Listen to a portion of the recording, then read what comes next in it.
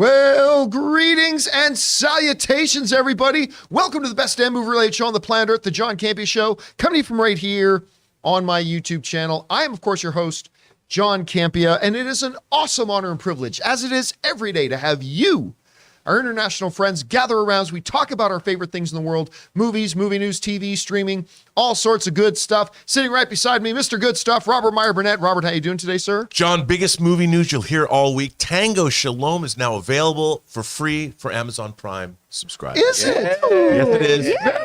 Thank you. Everybody can watch it. You know, if you ever wanted to see a movie about a dancing Hasidic rabbi, Now's the place to go. Now it's a family comedy dance, Jewish an indie family dance comedy fable.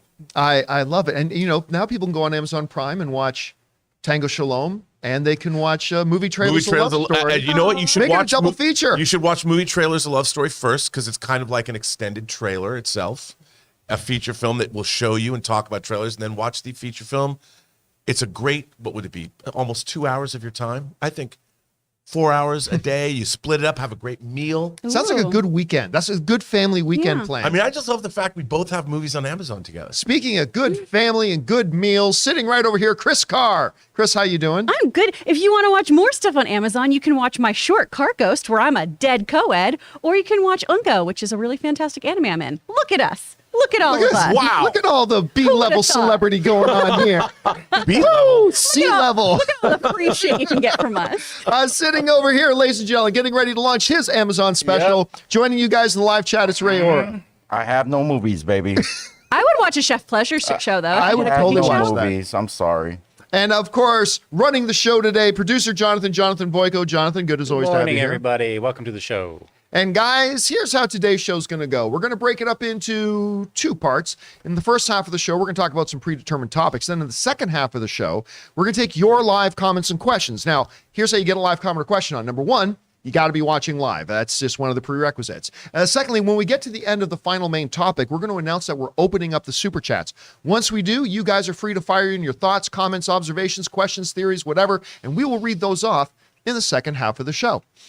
Also, guys, I want to give you a little bit of housekeeping here.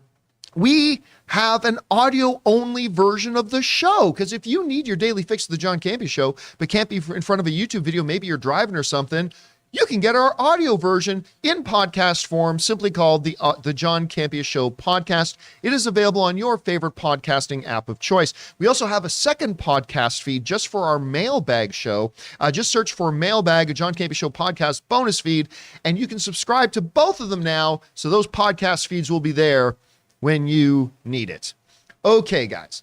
With that down, we got a bunch of things to talk about here, including an off the top. And the off the top is this. You know, we've got a lot of big comic book superhero movies coming down the pipe.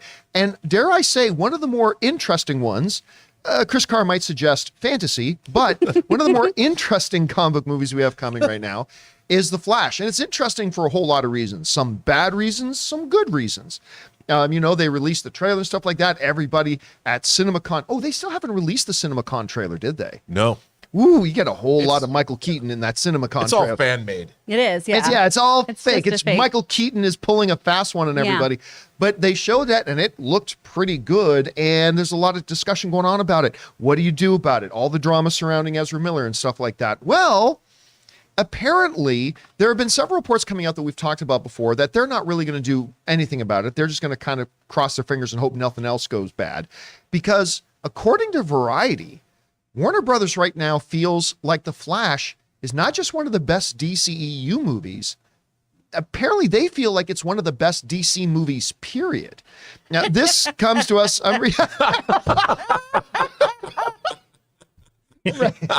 No, we heard this tune. Come on. Yeah. Ray's so standing cold. ovation for Batman versus Superman, which I liked. I actually liked it. So, but ultimate we've heard guy. this tune before. Well, let's see. This comes to us from the folks over at Screen Rant, and they wrote this. They said the excitement many have for The Flash appears to be well placed, as a new report claims that Warner Brothers is very high on the movie. In a story from Variety, remember, this isn't Gus's gas station movie reviews.fart, which is often where you hear studio love. It usually comes from those. This is coming from Variety. In a story from Variety about what WB is going to do with The Flash following Miller's repeated legal trouble and controversies, the outlet mentioned that the studio's confidence that the film delivers. Specifically, it is said that Warner Brothers views The Flash as one of their best DC movies.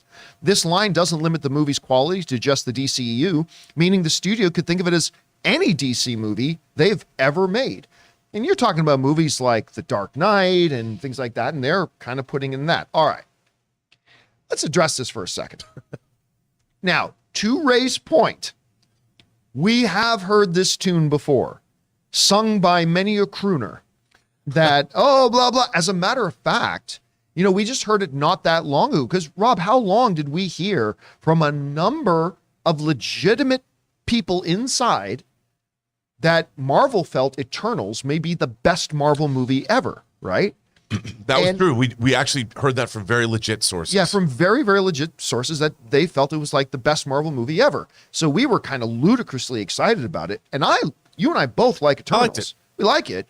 It ain't the best Marvel movie, like anybody by a long shot. So when we're hearing things like this, you got to keep in mind that those saying we think it's our best movie, okay, that's that person's opinion.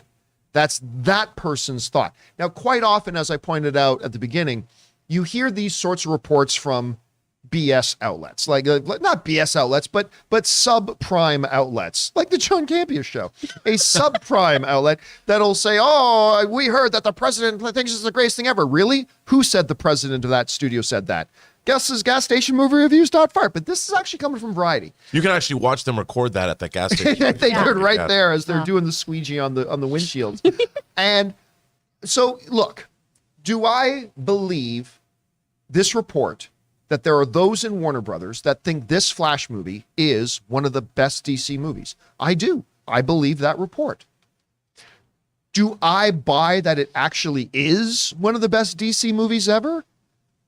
I believe somebody in Warner Brothers told Variety that, but just because somebody in Warner Brothers thinks that doesn't mean we're going to think it. But look, you know what I think, right? I think they've got a terrific director on board, right? So we've been talking about him forever. I believe the premise is kind of cool. You got Michael Keaton coming back in. This movie has a lot of things going for it. I remain very optimistic about this movie. I don't necessarily think it's going to be Dark Knight level good, and nor does it need to be. It doesn't need to be that good. But we'll find out. Anyway, Rob, you hear this report. Like Ray said, we've heard this kind of song sung before, but what do you make of it? I mean, look, I could see that this has an emotional component that other superheroes movies might not have, because the idea that maybe Flash can prevent the death of his mother. Right, yes. So there could be those kinds of emotional levels to this, if it's real, which we are all, of course, dubious as to whether it's real or not. But no, I think that could actually be, people don't usually equate an emotional wallop with a superhero movie. Although when you have one, I mean, I thought Endgame, the loss of life in that was surprisingly poignant. You felt it. And I think that in this kind of a movie, look, forget what happens to Ezra Miller in the real world. I really have appreciated him as a performer. I really liked him in Perks of Being a Wallflower. And I think that he could probably, he has a quality to him that I can see people becoming very emotionally invested in, more so than, say, other superheroes. So it doesn't surprise me that this might be the case. I hope it is, dude. I think you and I were in elementary school when we first heard about this movie getting made, that long ago. So I'm hoping, I want it to be good. Just again, we've mentioned this on the show before, but to reemphasize the point, this movie was announced when the premiere episode of CW's The Flash was coming out. What, 9 seasons ago? This movie was announced when the first episode of the CW Flash thing was going on. And to echo what you were saying, listen, I have been very frustrated with all the garbage and nonsense Ezra Miller's been getting themselves into. Absolutely 100%. But I also believe they are a very, very good Flash.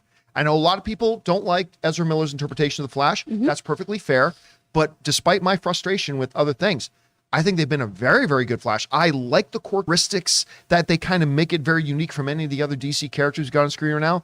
I'm like you, Rob. I hope that this report is right. Chris, you don't believe this movie's even real, but if it No. was, Oh, man, if I it mean- was, could it be that good? It's so easy to say that something is amazing if it doesn't exist, right?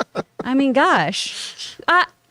I'm with you guys on, I think Ezra Miller is a tremendous performer, despite what's going on in their personal life, right? That does not negate the performances they've turned in. I love Perks of Being a Wallflower. I love Such it. a good So movie. good in that. Such a So good good in that. movie. It's one of my favorite books. And they were terrifying, and we have to talk about Yes. Oh, absolutely. we have to talk about Kevin.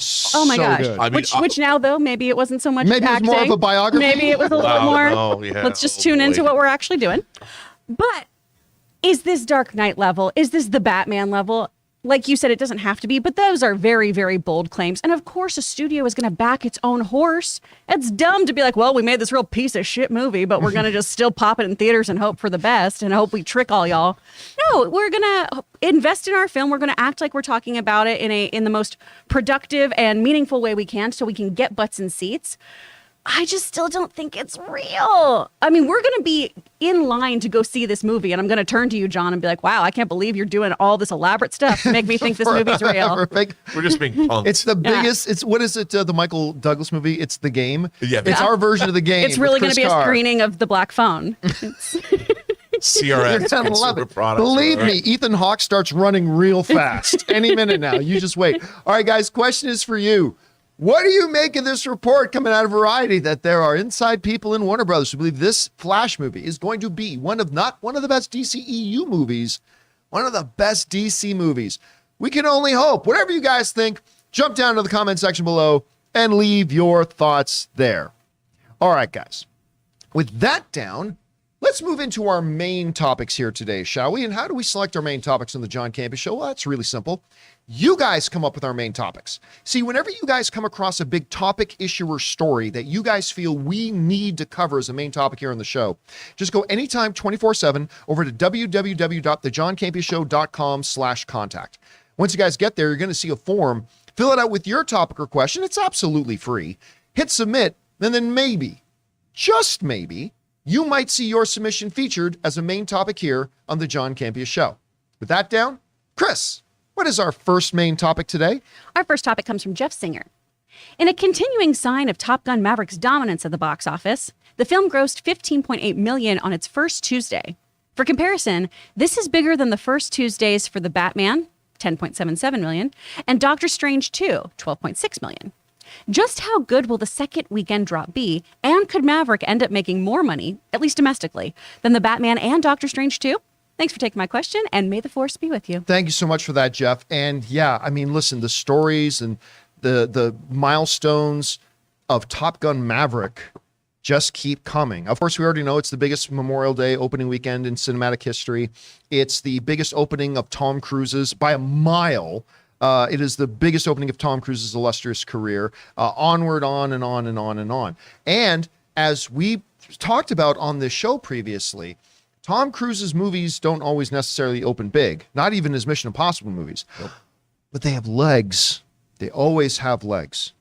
And as a sign of the fact that they have such great legs, this new movie, even though it didn't open as big as The Batman or as Doctor Strange, its first Tuesday numbers are actually higher than Doctor Strange and The Batman.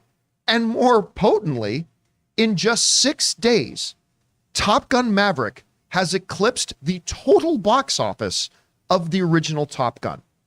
Now, of course, that was 36 some odd years ago. 36 years ago, But yeah. 6 days for a movie that everybody knows. Everybody knows Top Gun, right? And it eclipsed that in a couple days. This comes to us from the folks over at Deadline who write the following. In the wake of scoring the best Memorial Day opening of all time at the domestic box office with $160.5 million, Paramount Skydance's Top Gun Maverick didn't let up yesterday, grossing $15.8 million. While that is the third best Tuesday in May stateside after Disney/Marvel's Avengers Infinity War at $23.4 million on May 1st, 2018, and The Avengers $17.6 million on May 8th of 2012, it's easily the best Tuesday in May for a non-Marvel movie. The comic book franchise continually dominating the month. Top Gun 2's Tuesday is also ahead of Doctor Strange and the Multiverse of Madness. That pick that made $12.6 million on May 10th. In regards to the previous biggest Tuesdays in May for a non-Marvel movie, that belonged to Disney's Aladdin with $12 million on May 28th, 2019. What we are seeing here is a movie that opened lower than Doctor Strange did. It's a Marvel movie, of course it is. But sustainability through seems high. And we've been talking for a while about what kind of second week drop off are we going to see for Top Gun?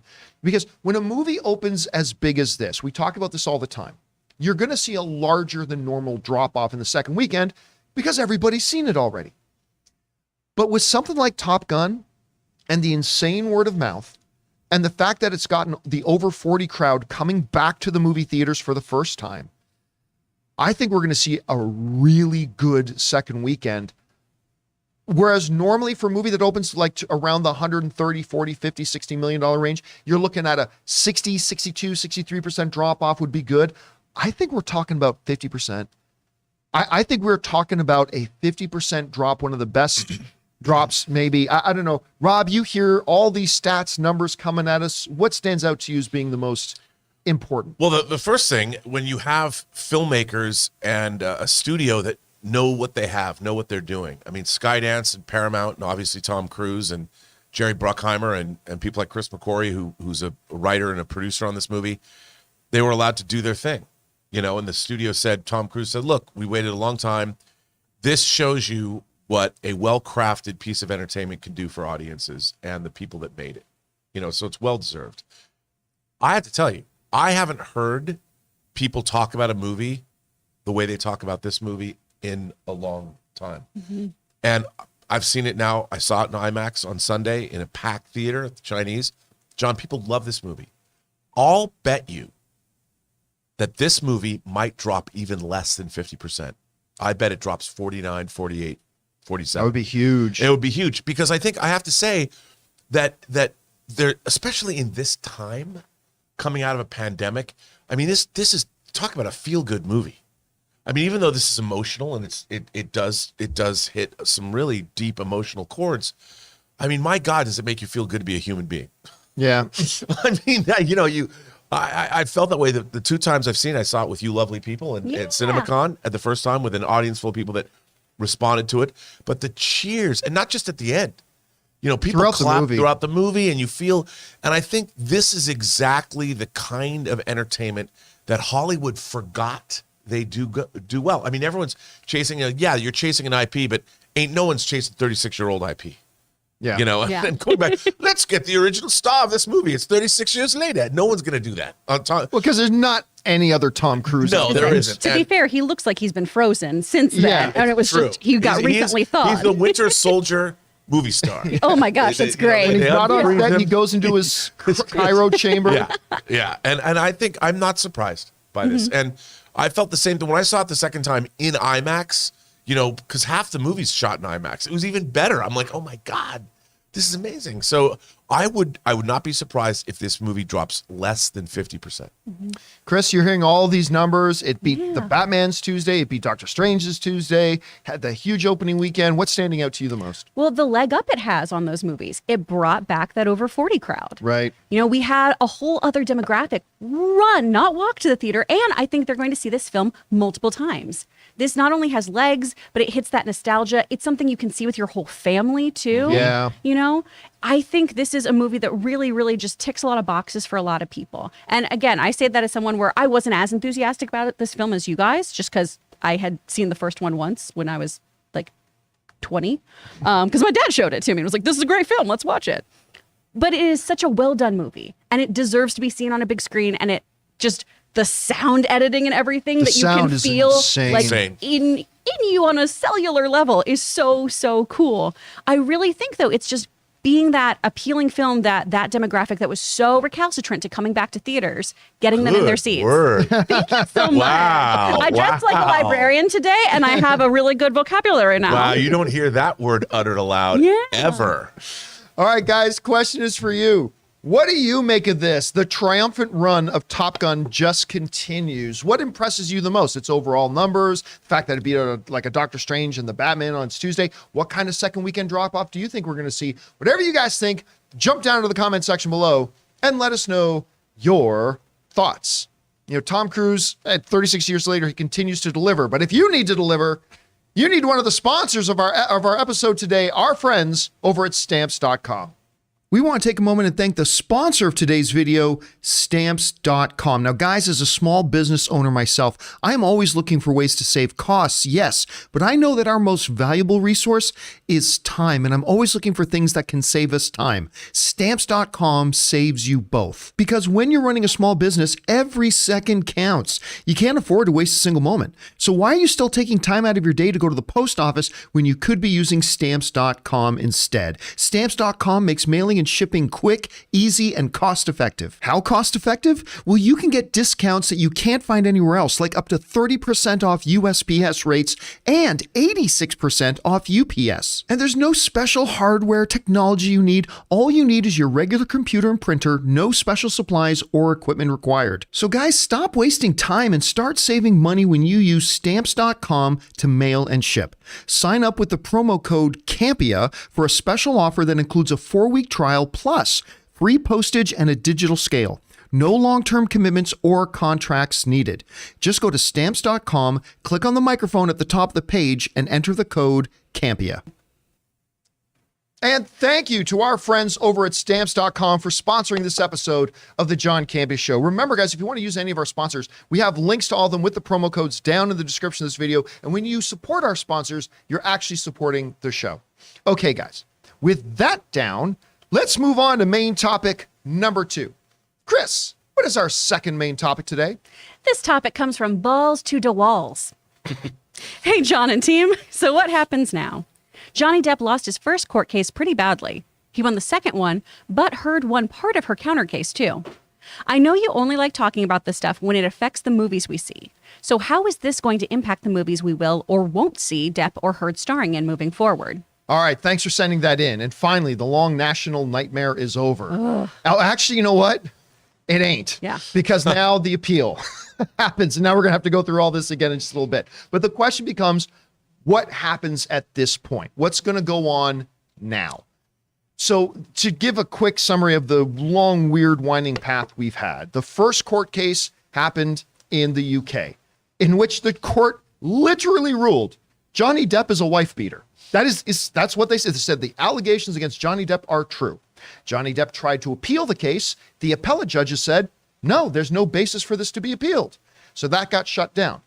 Then we move on to the US case, where the onus of responsibility falls on the one bringing things. So it was going to be, and I said this for a long time, I said, yeah, Johnny Depp could win this, but it's going to be very difficult for him to win this because now the onus is on him to do it.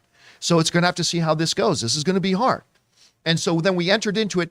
And yes, Amber Heard did win a part of her counterclaim as well, but it's like hockey. Both teams can score, but the winner's determined by who scored more. Johnny Depp won $10 million.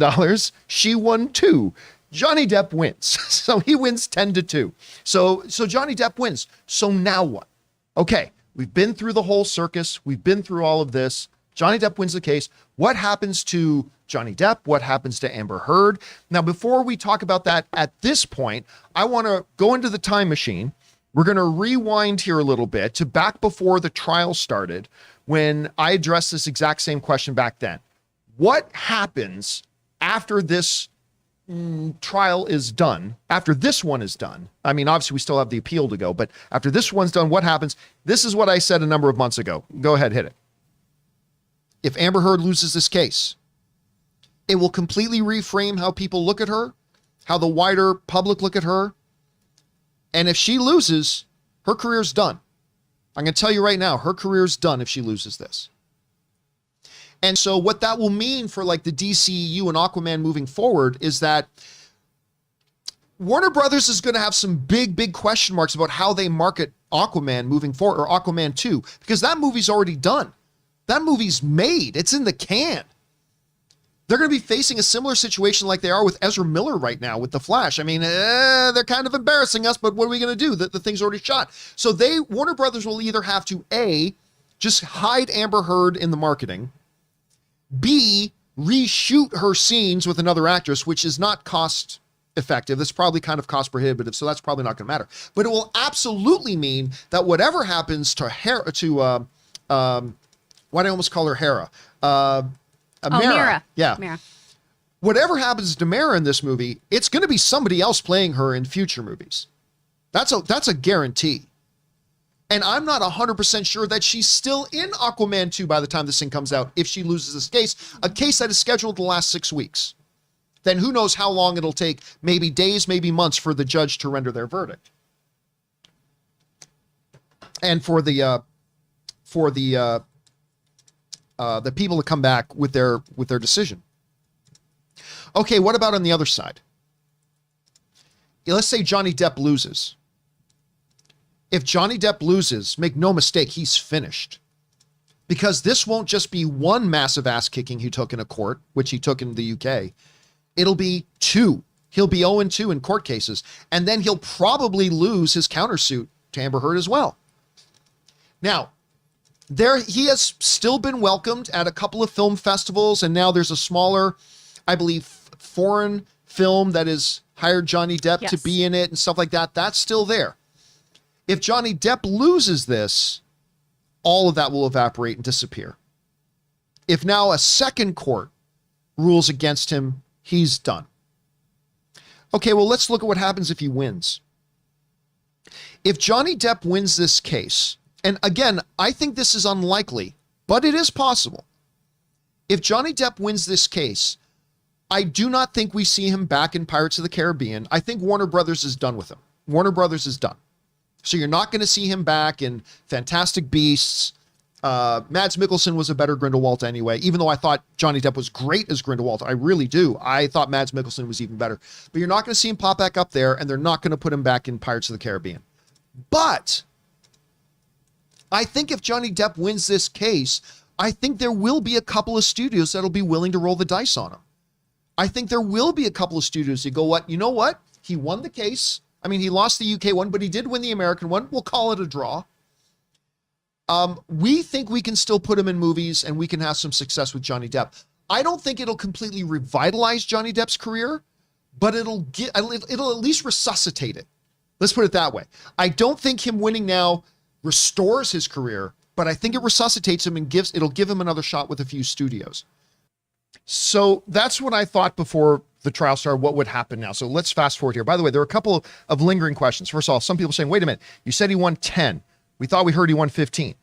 The initial report was that it was 15, but it was actually $10,350,000. There was a $10 million awarded for the trial, $5 million for punitive. However, the judge threw out the $5 million, changed it to $350,000 because there is a cap on punitive at $350,000. So the total Johnny Depp won was $10,350,000.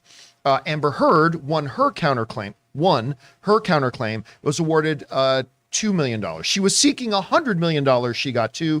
Johnny Depp was seeking 50. He got awarded 10. Now, I've seen some people ask, well, wait a minute. If the lawsuit was for 50, why did he only get 10? The legal analysis that I was reading was basically this. The reason he got awarded 10 instead of 50 was because one of the main points of his lawsuit was that this whole situation has hurt his career. What hurt him in the trial, as far as how much money he got, it's like 10 instead of 50, was the fact that his old manager testified that he had already told Johnny Depp before the Amber Heard stuff that, Johnny, the studios don't want to work with you anymore. And because of that, I guess the jury figured that maybe his career wasn't hurt $50 million worth because his career was already hurting, I guess. The bottom line, though, here is this. What happens to them now? And I stand by what I said before. Amber Heard is done. She's absolutely done. Like, unless somebody comes out of the ether with video footage of like some unknown situation that we've never heard about yet that clearly shows everything in reverse, she's done. Nothing short of that is going to save her career at this point. Like, she was never an A-list star to begin with. Right. I think she's quite a gifted actress. I think she's quite good. Nowhere near as good as Johnny Depp, but I've always thought she's quite good. But she's never been a big superstar anyway, and this is going to end it. And I believe it's totally done. So there's that. I think everybody agrees with that. The bigger question now, what happens with Johnny Depp and what happens with his career? And I still stand by what I said before. I don't think this is going to restore his career because remember, like it or not, there is still a court out there that did a trial and the court said, Johnny Depp is a wife beater. And that doesn't go away. That's there. Also, as what was said by Johnny Depp's agent at the time, the studios were already looking to move away from working with Johnny Depp because of all the other troubles that he brings to the stage, right? And to the screen. So do I believe his career now as a result of this win? And by the way, we still have to see what's going to happen in the appeal, but let's put the appeal aside for a second. I believe there's a chance his career can be not restored, but revived to a degree. I don't think we're going to see him back in we're working with Disney again. I don't think we're going to see Warner Brothers working with him again, but I believe some other studios may want to take a shot and give him, maybe not a Johnny Depp headlined movie, but start putting Depp in some projects to see how the general viewing audience responds to it and stuff like that. So yeah, I believe his career will not be restored, but I believe there's a chance here there could be a bit of a revival, like a little bit of being revived here. Anyway, Rob, we've got this done now. What happens with Amber Heard's career? What happens with Johnny Depp's career? Well, I think in terms of their careers, you have to look at, like, Johnny Depp has a very deep catalog of movies that he was in. The work he did with Tim Burton, whether it's Edward Scissorhands, when he played with Terry Gilliam, when he played Hunter S. Thompson in Fear and Loathing. I mean, Johnny Depp has decades of really great, indelible performances behind him. And yeah. And an Academy Award nomination. And an Academy Award nomination. I think everybody kind of understands the pressures of being a crazy, when you're a celebrity, you turn into a bit of a wackadoo, the money and the fame and all of that. So I do think that Johnny Depp has proven himself, not just in the Pirates of the Caribbean movies, but so many other times. Of course, in my beloved The Ninth Gate, which no one talks about enough. That's a great movie. Shout out to Swag Props for making me a prop replica of the book in that movie. I mean, come on, it's a movie about books. Love it. But he's got a great career. And I think anybody, like you pointed out, would come back and hire him. And they're going to say, look, man, knock off the drinking, knock off the drugs. We need you on the straight and narrow, at least for the time we're making this movie. And I think Johnny Depp he has enough industry experience. I mean, all the way back to 21 Jump Street. I think he can come back, like you said. Amber Heard, she never was Edward Scissorhands. She does not have the Pirates of the Caribbean movies behind him or behind her. Like if you're at the top of the mountain and you fall halfway down, you're still halfway up the mountain. If you're Amber Heard and you're only at the halfway point and then fall down, you're back on the ground. I mean, unless they're going to make Drive Angry 2 or All the Boys Still Love Mandy Lane, I don't know if Amber Heard's going to have much of maybe infomercials. I can't even see that. Yeah, I mean, the problem is, what really struck at me, it was, for me in the trial, I mean, I was not obsessively watching the trial, but it was her testimony about the charity. Well, I just didn't, you got to believe people. If you're going to work with people, are they going to come to work on time? Are they going to show up when they're supposed to and give you the performance you need and not get in trouble? I mean, what's Dolph Lundgren? Dolph Lundgren just came out and said, Amber Heard was real nice to me. That ain't going to turn the tide. Here's the other thing too. Even if I go so far as to say this, even if she wins her appeal, and by the way, if they are able to change districts and all that kind of stuff, there's a chance she could win the appeal. Right. I would say at this point, though, even if she did, I don't think it changes a thing. I think the only thing that changes is how much money goes back and forth between Johnny Depp and her. Other than that, I think even if she wins her appeal in grand stage, and that's by no means a given, even if it does, I still think she's done. I think this one ruling by this jury, I think it ends it regardless of what happens moving forward. But baby, I would say this. Look, she is a good actress. And ultimately, look, these shenanigans, it was unsavory anyway. Everybody likes to see these things paraded out in public, but really when it comes right down to it, maybe that's a tall order. Man. I know, but I think that, obviously the crazy celebrity relationships we've seen him over the years, but I would like to think that maybe she could come back in some indie movie and prove herself again. Maybe. Because I agree. I also believe she's a fairly decently I talented think so, actress. too. But the problem is, if you're, and you are a producer, by the way, if you're a producer, you're not just looking at the talent of the person. I know. You're looking for assets that will attract an audience to your movie and Not repel them. And not repel them. And the question becomes not, can Amber Heard still act? Because clearly she can. The question is, will she attract an audience?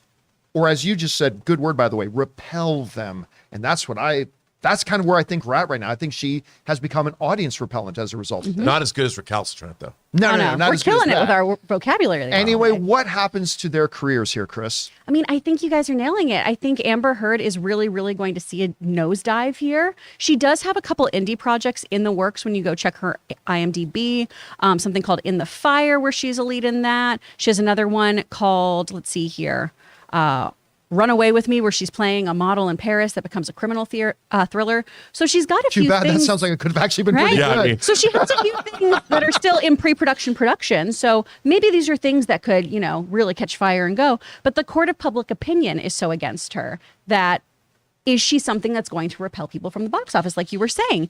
And I'm going to say, y'all, I don't find her to be that great of an actress.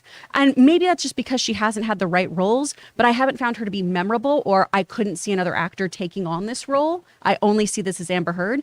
Most of the time, and this is a favorite of mine from acting class, she's really pretty. And pretty a lot of times is pretty useless if you can't back it up with chops.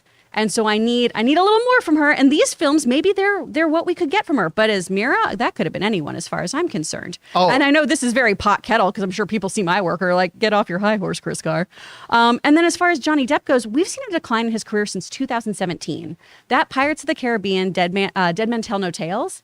I remember so many people coming out of theater saying, this really sours the whole franchise for me. He doesn't seem like he's acting drunk. He seems like he's just not trying and mumbling and doing all of this. And it seems so phoned in. Well, and that was the point his agent was trying to make, Yeah. right? That his career was already in decline. Exactly. But listen, just because an actor's career goes into decline, look at Matthew McConaughey, right? Mm-hmm. Just because an actor's career goes into decline, if you've got the chops, and Johnny Depp has the Oh, chops, absolutely. that can turn around. So I think we'll see him to continue to be more supporting roles. We'll see him in To ensemble. start? Yeah. Yeah. Ensemble roles like Murder on the Orient Express, right? I think he's great in that. Yeah. But he's not the lead. And I think it's going to be an uphill battle of showing up in things, doing really, really solid work, supporting his cast, supporting his crew, being an excellent, excellent employee. Because that's another thing. This is something my husband says all the time. Acting is a white collar job with a blue collar attitude. You have to show up and do the work. You are so easily replaceable. And sure, you can talk about, acting methods and Uta Hagen and Meisner and sound so up your own butt about acting. But at the end of the day, you have to be a great employee that people like working with, because a bad attitude and a bad work ethic, that's really going to be the nail in the coffin. And if you're pulling down productions with your antics, he's got a lot of redemption too on his end as well. all right, guys, question is for you. What happens now to the careers of Johnny Depp and Amber Heard? I mean, they are going to go in different directions. How much? To which extreme do they go? Whatever you guys think, jump down to the comment section below and let us know your thoughts. All right, guys. With that down, let's move on to main topic number 3. Chris, what is our third main topic today? Our third topic comes from Captain Cassidy. It took just over 36 months, but we finally got a new episode of The Orville. Woo! Now with it exclusively on Hulu, they've drawn back the goofiness that Fox originally brought to it. I believed it was fitting, especially coming off all the stuff that happened in the world since season 2 ended in 2019. You can definitely see the Hulu budget on display as well with just the scope of New Horizons. The episode lasted more than an hour, which was terrific too. Any thoughts if you've seen it or saw the New Horizons version premiere? First of all, it is interesting. They've literally changed the name of the show, because I just thought maybe there was like subtitle, but when I went on to Hulu, it says, or The Orville, season 1, season 2, New Horizons. They're not even calling it Orville season 3 anymore. They're literally like calling it a new show. And when I finally watched it, I found out why. Now look, for me, The Orville is a bit hit and miss. has been a bit hit and miss over its first 2 seasons. Like some of the episodes they do are just great, and they're funny, and they give a great. I mean, look, the show. He admits it. It's a blatant ripoff of Star Trek: The Next Generation. It was originally conceived of as a spoof of Star Trek, which kind of evolved into from spoof to straight up ripoff of Star Trek, but a ripoff that was delivering some pretty good episodes and some that weren't so good. A tribute. A tribute. A loving tribute. Call it that. Okay. We'll call it a tribute. And it led to some great episodes and sometimes some not so great episodes. But it was worth watching. You know what I mean? And like the character of Bortus and things, like they just had some good character. Obviously, their Worf character. Right. They had their Data character with Isaac and all that kind of stuff. But it'd been 3 years. 3 years and 1 month since I believe the season 2 finale of the Orville season 3. And I almost forgot that it was coming back. And then this message came in. I was like, oh, I should probably sit down and watch it. So I stayed up late and watched the new episode of the Orville. And I could tell you what, now I know why they changed the name of it. This is a totally different show. It is a completely different show now. John, did they change the characters? Nope. Characters are all the same. Did they reset the story? Nope. This picks up right where season 2 left off. I mean, it jumps forward in time a little bit, but event-wise, it's picking up story-wise right where it left off. Well, then what do you mean by it's a totally different show? This is now a straight-up drama. Like, the Orville used to be a comedy that would blend in a little bit of drama here and there to accentuate the comedy and to give some deeper moments and things like that. That's not this anymore.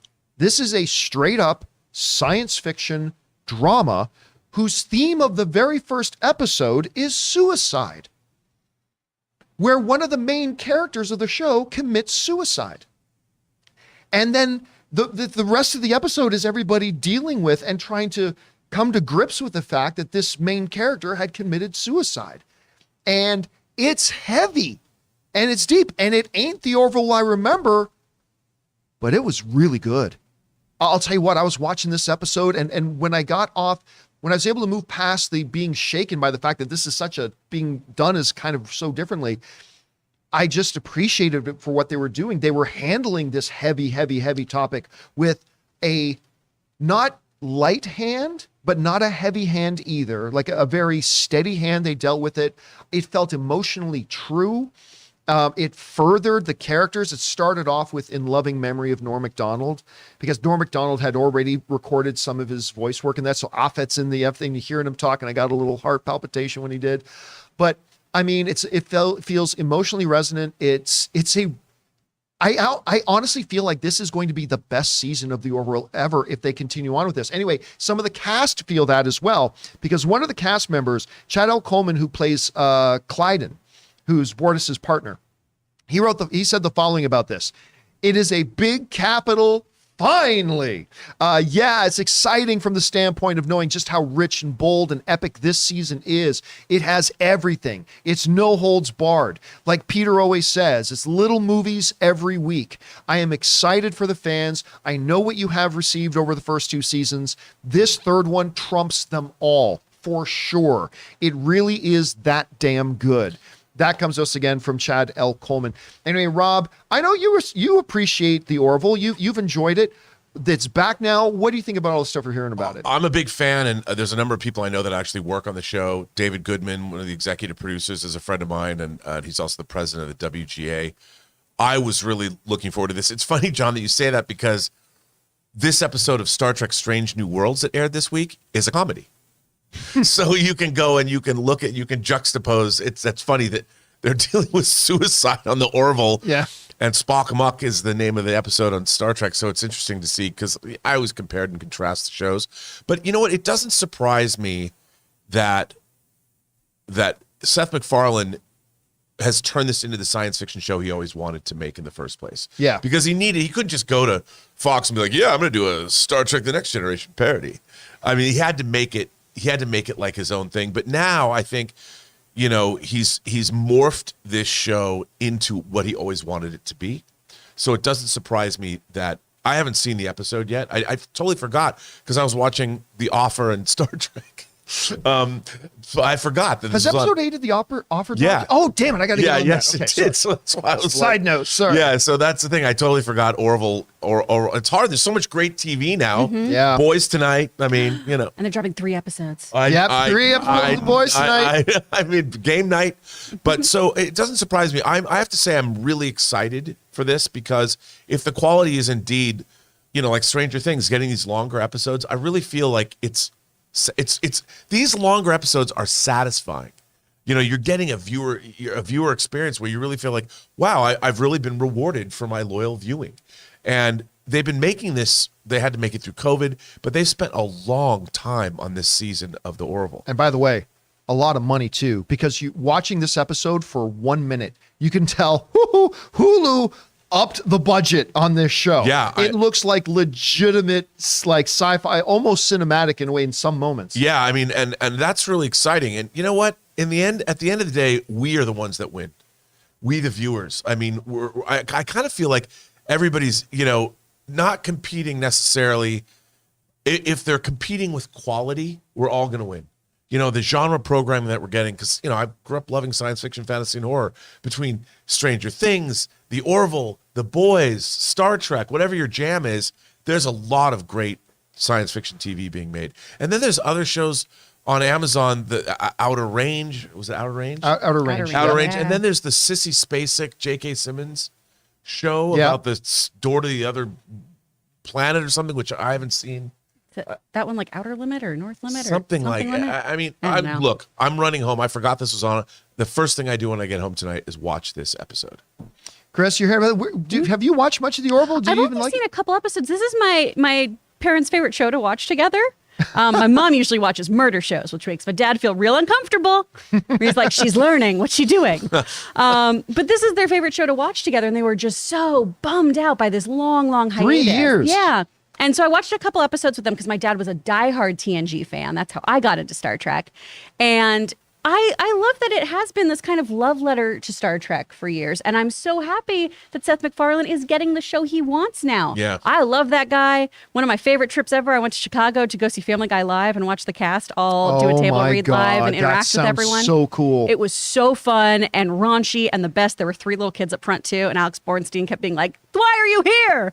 It was fantastic. And Scott Grimes is the nicest dude ever too, who plays Gordon on the show. Yeah. I met him in a Costco and he chatted with me for a while because I was a huge nerd about it. I was like, hey man.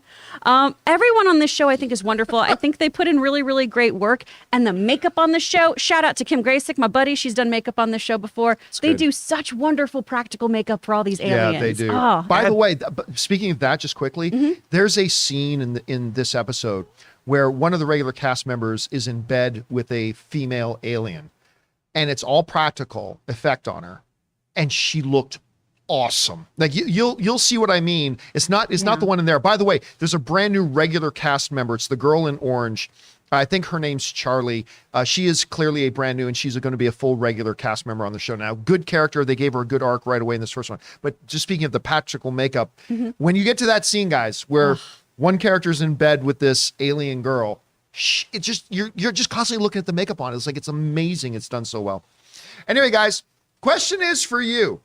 Have you had a chance to watch the new episode of The Orville? Or do you watch The Orville at all? If so, what did you think about it? Was the change jarring for you? I actually really appreciate where they seem to be going with this. I am more interested right now in Orville than I've ever been because of this episode. Whatever you guys think, jump down into the comment section below and let us know your thoughts.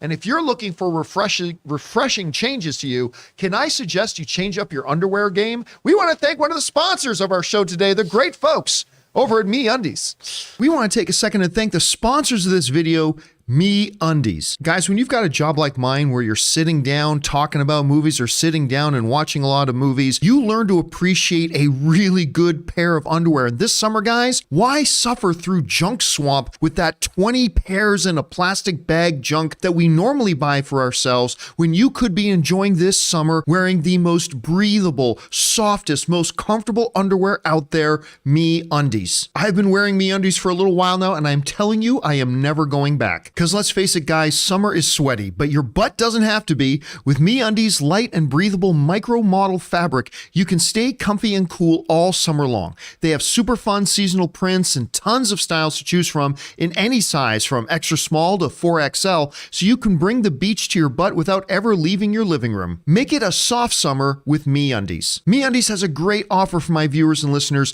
For any first-time purchasers, you get 15% off. If you sign up for their free-to-join membership, you can apply that 15% off to their already discounted membership prices. So to get 15% off your first order and 100% satisfaction guarantee, go to MeUndies.com/Campea. That's MeUndies.com/Campea. And a big thank you to our friends at MeUndies for providing me with the most comfortable underwear I'm currently wearing and for being a sponsor of today's episode of the John Campea Show. All right, guys, with that down, let's get on to main topic number 4. Chris, what is our 4th main topic today? This is from MGV. Hi, John. It's been reported that David Zaslav has asked Todd Phillips, Joker director, to, quote, do more in the DC universe and potentially act as an advisor. Is this a good idea, as I'm not sure how much Todd knows about other DC properties? Thanks and go Leafs. You shut your dirty, filthy mouth. Anyway.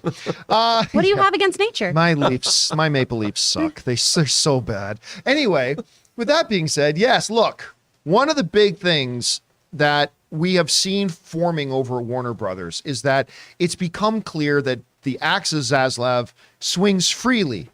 With a hungering bloodlust badly. But also one of the things that we've also seen a little bit of a picture as the smoke starts to clear.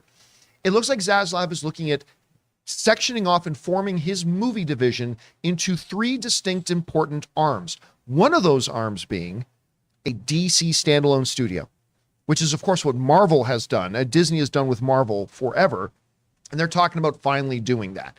Now, of course, we've heard that David Zaslav is in consultation and talking with one of the greatest film executives in the history of the business, Alan Horn, and what kind of role Alan Horn is going to play over there.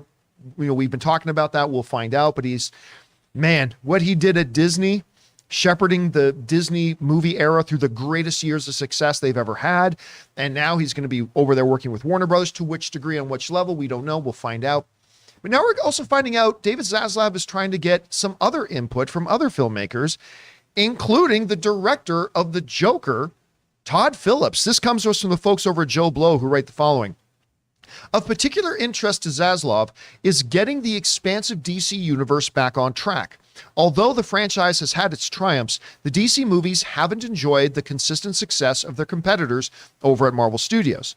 Some have said that Warner Brothers needs a Kevin Feige, a single voice to oversee their larger DC universe. Sources have told The Hollywood Reporter that David Zaslav has asked Todd Phillips to do more in the DC universe and potentially act as an advisor, though the outlet notes that Phillips would not serve in an executive capacity, and that, of course, comes to us from Joe Blow. All right. This, to me, is very interesting because, number one of the biggest things about David Zaslav that everybody talks about is he listens to a lot of people. As a matter of fact, when they announced that Discovery was going to be taking over Warner Brothers, before they even had possession of it, David Zaslav called what the media dubbed as the tour. David Zaslav went on a tour around Hollywood talking to every smart person in the movie business he could and just listened and wanted to hear what they had to say. Obviously, that kind of culminated with him reaching out and talking to Alan Horn, who's going to be helping them out with their thing. That's the best thing that ever could happen for them. But now it's saying he actually wants to hear from Todd Phillips to advise a bit on what they should do at DC. Now, some people may get a little bit worried saying, Todd Phillips is not a comic book guy. Todd Phillips is not a comic book guy. And to which I would say, you're right. He's not really, he said himself, he's not really a comic book guy. But he made one of only 2 comic book movies in history to get nominated for Best Picture at the Academy Awards. He made a comic book movie that made over $1 billion at the box office and directed a comic book movie where his lead actor won Best Actor at the Academy Awards. He made The Joker. I am in a constant debate with my fellow movie fans sometimes about if you're going to make a movie about a certain genre kind of thing, you need somebody who's really into that genre. And I've always said, that's a good thing, but it ain't necessary. I often go back to that that original Dungeons and Dragons movie, which was made by one of the world's biggest Dungeons and Dragons freaks. That didn't help that movie be anything but a steaming pile of garbage that we all remember it to be. What you really want is people who know how to make good stories. Because if you know somebody who makes a good story and you bring them in the room and you say, listen, we got a story about a young girl who runs away and comes across a bunch of bodies that from a mass murderer, but to go and help the police, that means she's got to reveal where she is. Guess what? If you're a good storyteller, you don't have to be an expert on young girls who ran away from home. You just need to know how to tell a good, compelling story. If you're a good storyteller and you come across a script or whatever about a cop who, breaks a case wide open about international drug running that implicates, certain high-ranking men, you don't need to be an expert on international drug running to tell that story. You just need to be a good storyteller. And what Todd Phillips has proved is if you want to step into a movie about the Joker, even though it's very original, you don't need to be an expert on the Joker and you don't need to be an expert on comic book films if you know how to tell a good story. And so would Todd Phillips be the first guy I would line up to say, hey, David Zaslav should go talk to him? No, probably not. But he's directed arguably the most successful film they've ever made. And he knows how to tell these types of stories. So as an advisor, I think that sounds pretty damn good. And again, David Zaslav surrounds himself with people who are smarter than him on certain issues and topics to learn from them. And listen, the stories are saying he's not going to become the chief of DC films. He's not going to be the executive. But as an advisor, this just makes me even more impressed with David Zaslav. He's surrounding himself with good Academy Award level people. Rob, you hear about this. What's your first impression of it? Well, first of all, everything you just said, I couldn't agree with you more. All of our venerable franchise properties, I think one of the problems they're having now is they're not doing what you just said. They're like Star Trek or Star Wars or Doctor Who. They're trying to make Star Trek, Star Wars, and Doctor Who stories. And when they were first created, when George Lucas first created Star Wars, he wasn't looking at another Star Wars movie because there wasn't one. He was looking at Kurosawa's samurai movies. He was looking at The Hidden Fortress. He was looking at Man with No Name movies or whatever. And I think that it doesn't matter it doesn't matter whether you're telling a story about a superhero or a guy in prison like The Shawshank Redemption. They all are about great characters and great story first and foremost. And not only did Todd Phillips make a Joker movie, he didn't sit there and go, well, I got to make it canonical to the DC universe. No, he went and told a really compelling story about how could a damaged man wind up as someone like the Joker. And he did it for $65 million. On a $65 million spend, he made $1 billion and got the Academy Award nomination and the Academy Award win. So if I was doing a comic book movie, the last thing I would do is look at comic books. And I'm a huge comic book fan. The comic book nest of it all will take care of itself. Now, if you're going to make something canonical to the DC universe, that's fine. But it doesn't matter if the story isn't good. And like, if you're going to tell a story about man against nature, man against himself, those classical story tropes, that's what you need first.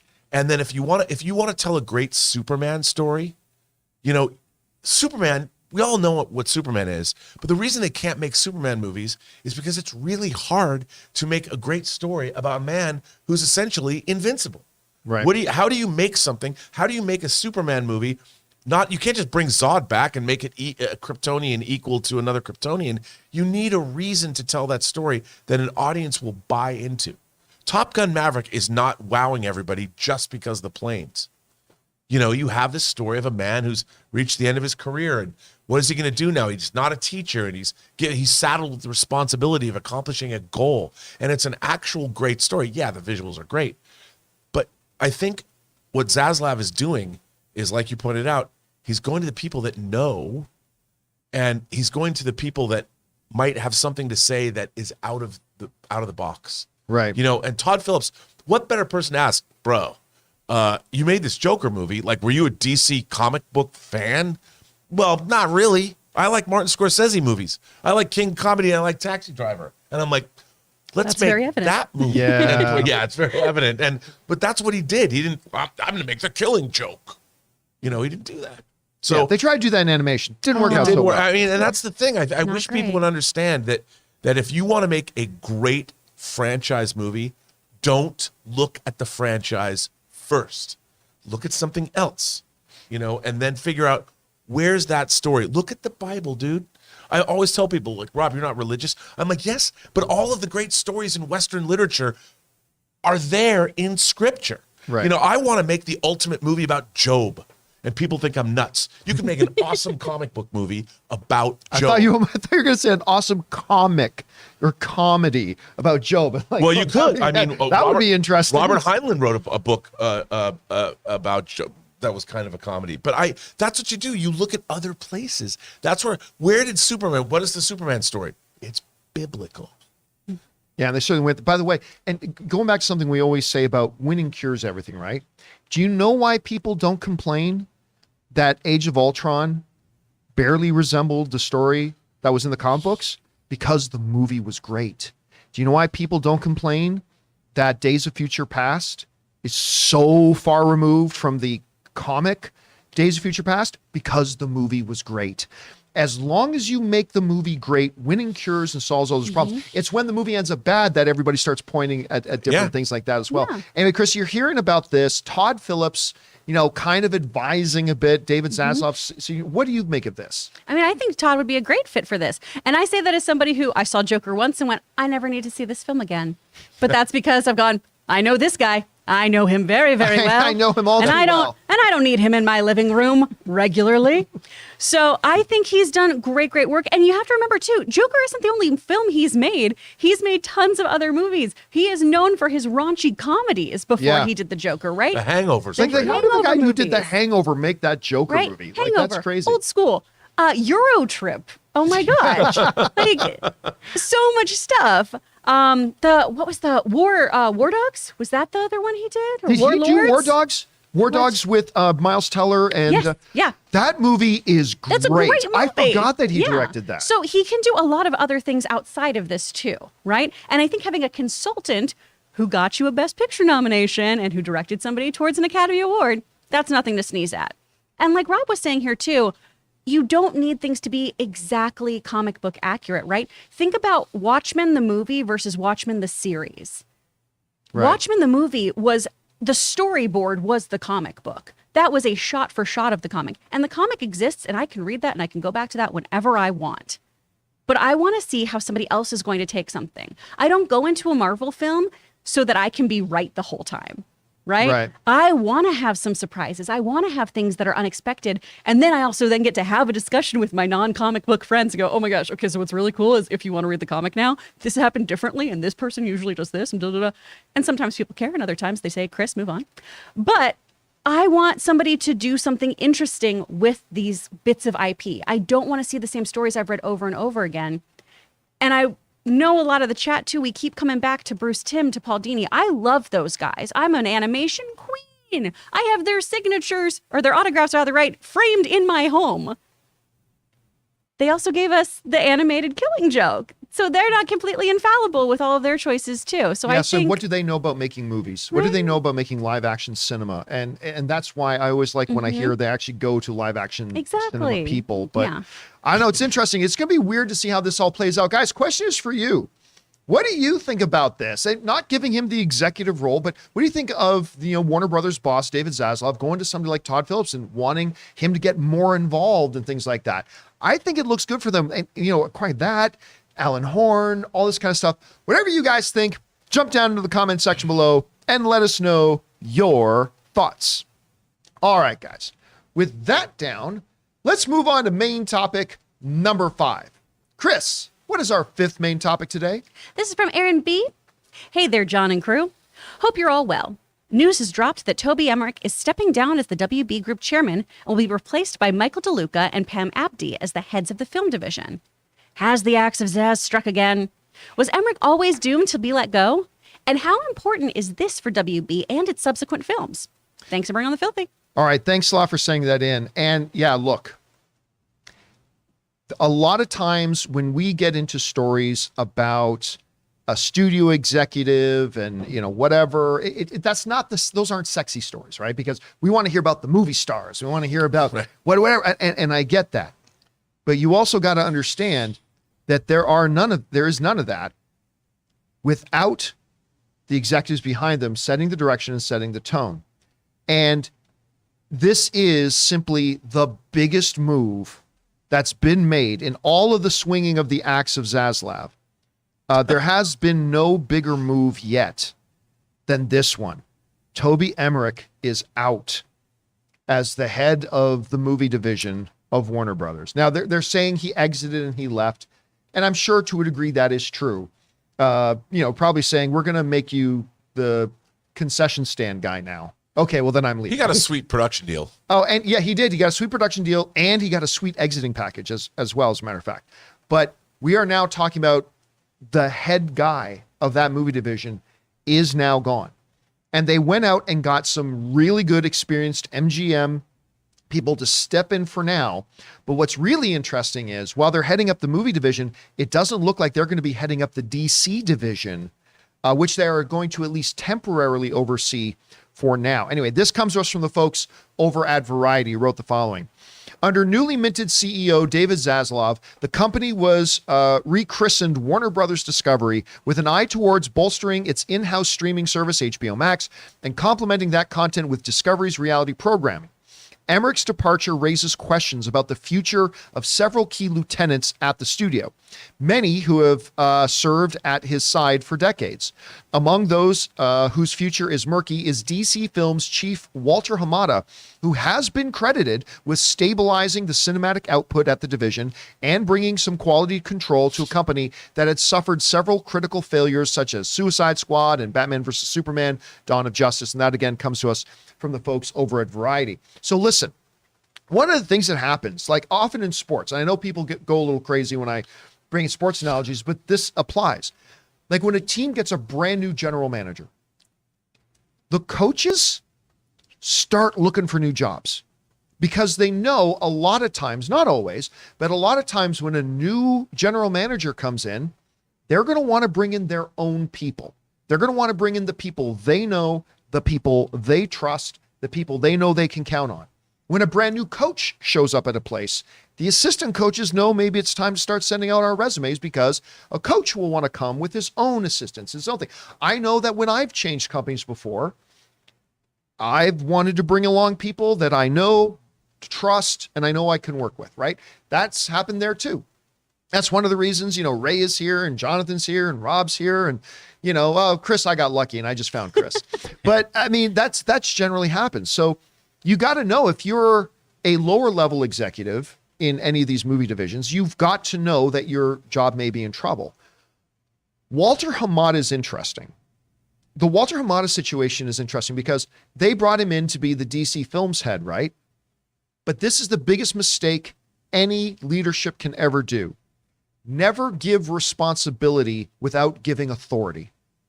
And that's always been the biggest thing because while Walter Hamada had that title, he was never given the authority to really do all the things he wanted to do. Yeah, he's been credited as stabilizing it when it looked like DC was spinning out of control and all that kind of stuff. But the reality was he was put on a committee and he wasn't even the head of the committee.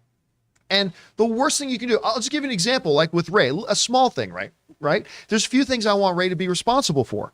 And he'll come to me, hey, can I do this? I'm like, Ray, you do it. If you think you need it for the job and you think this is going to help our company, go it. I gave you Ray's got a company card.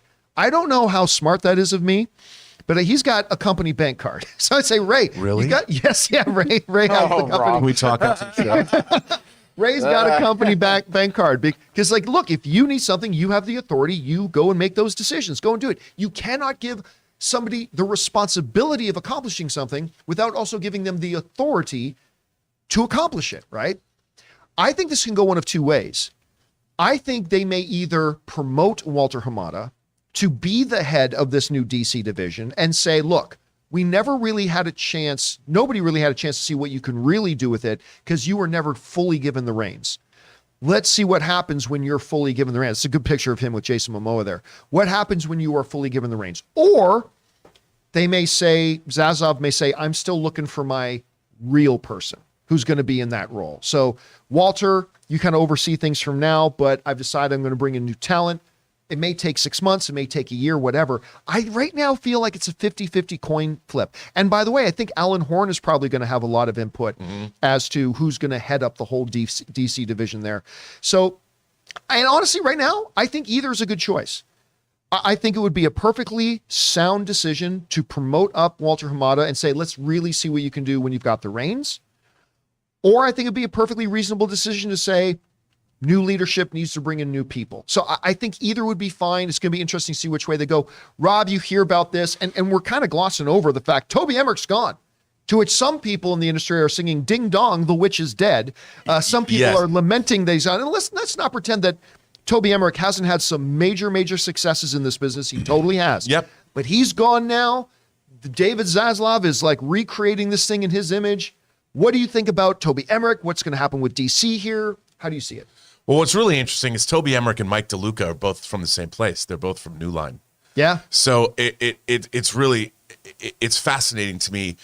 From what I understand, and I talked to a high-ranking friend of ours who has many different successes in this business, one of the probably most successful people I know, who is not a fan of Toby Emmerich, and flat out told me that Michael DeLuca and Pam Abdi are people that love movies. And I met Mike DeLuca, the first movie I ever worked on when I was a lowly PA on Texas Chainsaw Massacre 3. Mike DeLuca was the executive from New Line on that movie. Oh, wow. And I met him like at 3:00 in the morning in the production office when we were shooting at night. And we actually had a conversation about, I don't know how we had this conversation about On Her Majesty's Secret Service, about James Bond movies. I don't know. But that was the only time I ever met Mike DeLuca. And he actually wrote John Carpenter's In the Mouth of Madness. He wrote the screenplay for that. So, and I think that Mike DeLuca is somebody that was hired. They brought him over from MGM. He was running the current incarnation of MGM. I think this was a great hire. David Zaslav made this. He's talking to everybody. He's making moves that are telling the industry that, bruh, I know what I'm doing. Yeah, and he's got a partner. It's not just. Yes, and he has a partner with Pam Abdi. And so I think this is a really great choice. I think Warner Brothers now has people in charge, at least of their motion picture division, or this section of their motion picture division, where they're going to make movies because they love making movies. And look, I can tell you, in 1989, Mike DeLuca loved making movies, and I'm sure he loves making movies even more now that he's going to be heading up Warner Brothers. I think it's a great hire. And remember, it was Toby Emmerich who said, let's do day and date releases on HBO Max. There are different reports, because I was reading another report in the Hollywood Reporter today that said he actually bristled against Jason Kilar on that. So I've heard mixed. I've heard some people say it was his idea. I've heard several other people say he actually fought against it. So I don't know. Yeah, I mean, I think it's because I had heard that he had gone over there. I had heard that too. And you know, and the thing was, because he's been trying to ingratiate himself to get into the streaming business, which I totally understand. He was trying to ingratiate himself to get and go with the AT&T people when they still own things, right? Yes, and I just think that, look, I get it. In the motion picture business, you're either somebody that loves making movies or you love being in the studio business. Right. You know, not everybody's like Bob Evans. Let me tell you, maybe. But we're good, Bubby. Yeah, we're good. I mean, by the way, the word "bubby" needs to be used a lot more. I'll fall in love with that word. Please, somebody make The Kid Stays in the Picture with Matthew Good as Bob Evans. Just make his entire tenure at Paramount. But I think that we're all in good hands. Now, whether Walter Hamada will stay, I was going to say, what do you think happens now with their DC? Zaslav wants to make DC its own division, give it its own head. What do you think is going to happen? You know, there? when I've seen Hamada speak, and I saw him, I want to say it was at DC Fandom. I remember that. Yeah, he was so articulate. It was on his game, and he also testified at the Amber Heard trial. Yeah, listening to him speak, but listening to that guy speak, he is one smart dude. Mm-hmm. I'm a huge Walter Hamada fan. I've never met him, you know, but I would think that losing him would be a blow to the studio. And like you said, he wasn't given the authority. It wouldn't surprise me if he's retained and they put him at the top and make him in charge. Let me ask you this. So David Zaslav gives you a call and he says, I'm talking to everybody. Another call. Yeah, another call. I'm talking to everybody. I might as well talk to you. Should we get brand new talent to head up our DC division? We'll go outside the company, or should we give Hamada a interim 1-year gig to run it, see what he can do? What would you advise David Zaslav to do? Hamada all the way. I mean, remember, under his tenure, we saw Aquaman, we saw Joker, we've seen the entire slate that's coming out. They love The Flash. You've got Aquaman 2 coming out. You've got Black Adam finally coming out. And I think that this is a slate that Walter Hamada was involved with. You've got movies coming out the next year. Let's see how he does. And I'd give him a 2-year contract, so allow those movies to come out and then give him a year on that. Bet on him. I mean, just hearing him speak, he's one smart MFer, man. Yeah, and what a lot of fans should like is he actually knows this world very well. He's very passionate about it. Plus, Walter Hamada is just a cool name. I want to see it continue. I just want to see. I just want to say it. I want to see his name in the trades. Anyway, Chris, you're hearing about this. Number one, the big overall shakeup. Toby Emmerich is out, which is weird to think about Warner Brothers. I mean, what's it been, about a dozen years he's been over there? Yeah, and then remember, he was at New Line during when they made Lord of the Rings, and he was there for a long time. Like I say, he's got some good things on his resume, but he's out now. He's gone. We got new leadership. It looks like DC is going to be christened as its own thing. What stands out to you the most here? I mean, it's a big old regime change, isn't it? Right? Yeah. And it feels like Zaslav is just building his Avengers. He is assembling. Oh, I've almost got you twice today. Rob nearly spit out his drink. Rob was sipping his drink. I was like, he's the Nick Fury. He just shows up to talk to people. I'm here to talk to you. He talks to Tony Stark. He goes, and I think that's smart. Have a whole room filled of people who know different aspects of the movie industry, who know different aspects of your IP, and could really bring different perspectives to everything you're working on. I mean, Pam Abdi is a fantastic producer. She produced one of the most important films to my adolescence, Garden State. Loved that movie so much. And so I think it's really interesting to have her and Michael on there. They're both, the writing seemed to be on the wall too, because they left MGM before that Amazon merger came through too. So it seems like this has all been something in the works for a while.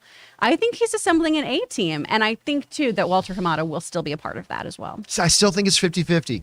I think, I see the wisdom behind both. Like, hey, look, Zaslav may just want to go fresh start.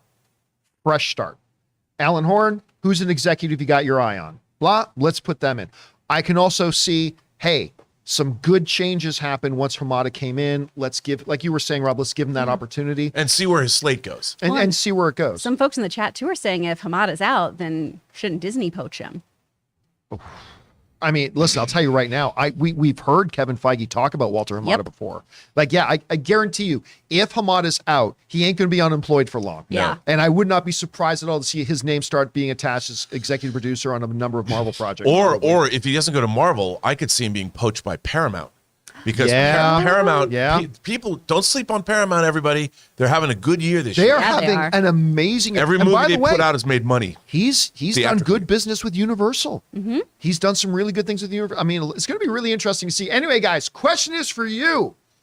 What do you think about this whole thing? I mean, this big corporate shakeup with the head of Warner Brothers Pictures is now out. We got new people coming in. DC's going to be eventually at some point here christened as its own complete division with its own head. Will it be Walter Hamada? Will it be somebody else entirely? Will Alan Horn decide, screw it, I'll do it myself. I'll go back to my retirement for a fourth time later. I mean, getting his gauntlet out of the grabbing his gauntlet, pulling out his old cover of Karate Magazine. And yes, Alan, I almost said Alan Shore. That's a different thing. Alan Shore. That's the practice. Alan Horn is gonna, he's gonna pull out he was on the cover of Karate Magazine twice. He's a legit black belt. Anyway, guys, what do you think is gonna happen here? Whatever you think, jump on down to the comment section below and let us know your thoughts. All right, guys, we are now going to open up the super chat. So if you've got a thought, opinion, observation, theory, question that you would like to throw in, now's the time to do it. Do it quick, though, because we only leave it open for just a couple of minutes because it fills up fast. So go ahead and start firing those in. But for now, we're going to hear from another sponsor of our show today, a thing we are all big fans of, the good folks over at Masterclass. Guys, we want to take just a minute and thank the sponsor of this video, Masterclass. Masterclass is offering classes on a wide variety of topics, like all taught by world-class masters at the absolute tops of their field. Each class is broken down out into individual video lessons, usually like around 10 minutes or so long, and members can explore at their own pace. And each class is supported by downloadable materials, lessons, recipes, or more that you can all find at masterclass.com. For example, are you into streaming? Well, you can take the Building Your streaming class taught by ninjas so you can sharpen up on your streaming skills. Or if you're interested in independent filmmaking, take independent filmmaking from Academy Award winner Spike Lee. You want to get classes on how to direct? How about from Ron Howard? The very first one I personally looked up and got into was Business Leadership by the great Big Papa Iger, Bob Iger himself. And I was absolutely enthralled with it. I love every single minute of this stuff. If any of those apply to you, you need to try Masterclass. So I highly recommend that you check it out. Get unlimited access to every Masterclass. And as a John Campea Show viewer, you get 15% off an annual membership. Go to masterclass.com/Campea. Once again, to get 15% off your annual membership, go to masterclass.com/Campea.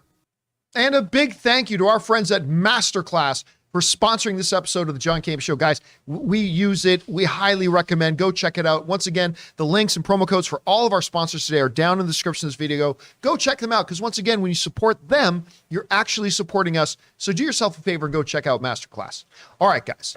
With that down, let's now move on and start taking your live questions. Now, a few of our channel members have sent in some of their things as well. Ray, what do we got? I'm going to try to read again. So here we go. Isaac Valenzuela, who's been a member for 3 months, director level, says insiders at Netflix are saying that they are going to focus more on quality, not quantity, per The Hollywood Reporter.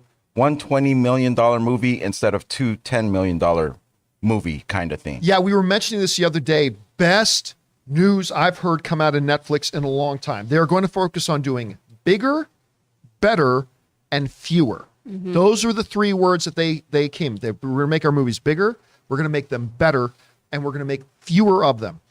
Netflix, as great as they are at making their shows, they are terrible at making their original movies because they just crank out so much garbage. Yeah, every once in a while, a really good one like The Irishman or Old Guard comes out. But for every one of those, there's 20 pieces of garbage. And so for them to come out and say, you know what? Screw that model. It's not working.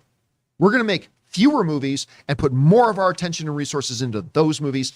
Best thing I could have heard coming out of Netflix. I'm very excited about that. The one thing they don't need to stop is pumping out those documentaries because I like a lot of the that's like a separate thing those things altogether. are great, you know. All right, what's next? The last one is Josh Katz says, watch Top Gun Maverick in 4DX. It was legit the most fun I've had at the movies ever, which I want to do for sure.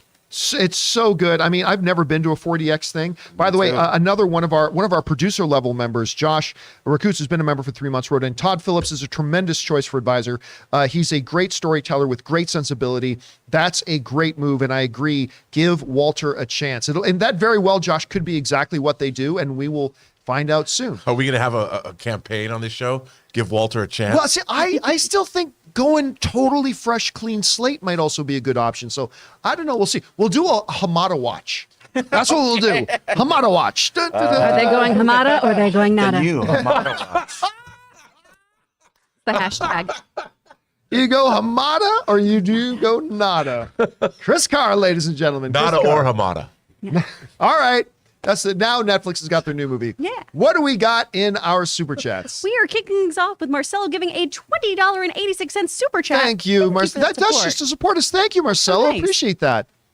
From James Argenta, over under 35%, O'Shea Jackson Jr. character on Kenobi is Quinlan Allen Voss. Voss. Also, one of the names in the Jedi hideout was Doom, as in Caleb Doom, a.k.a. Kanan.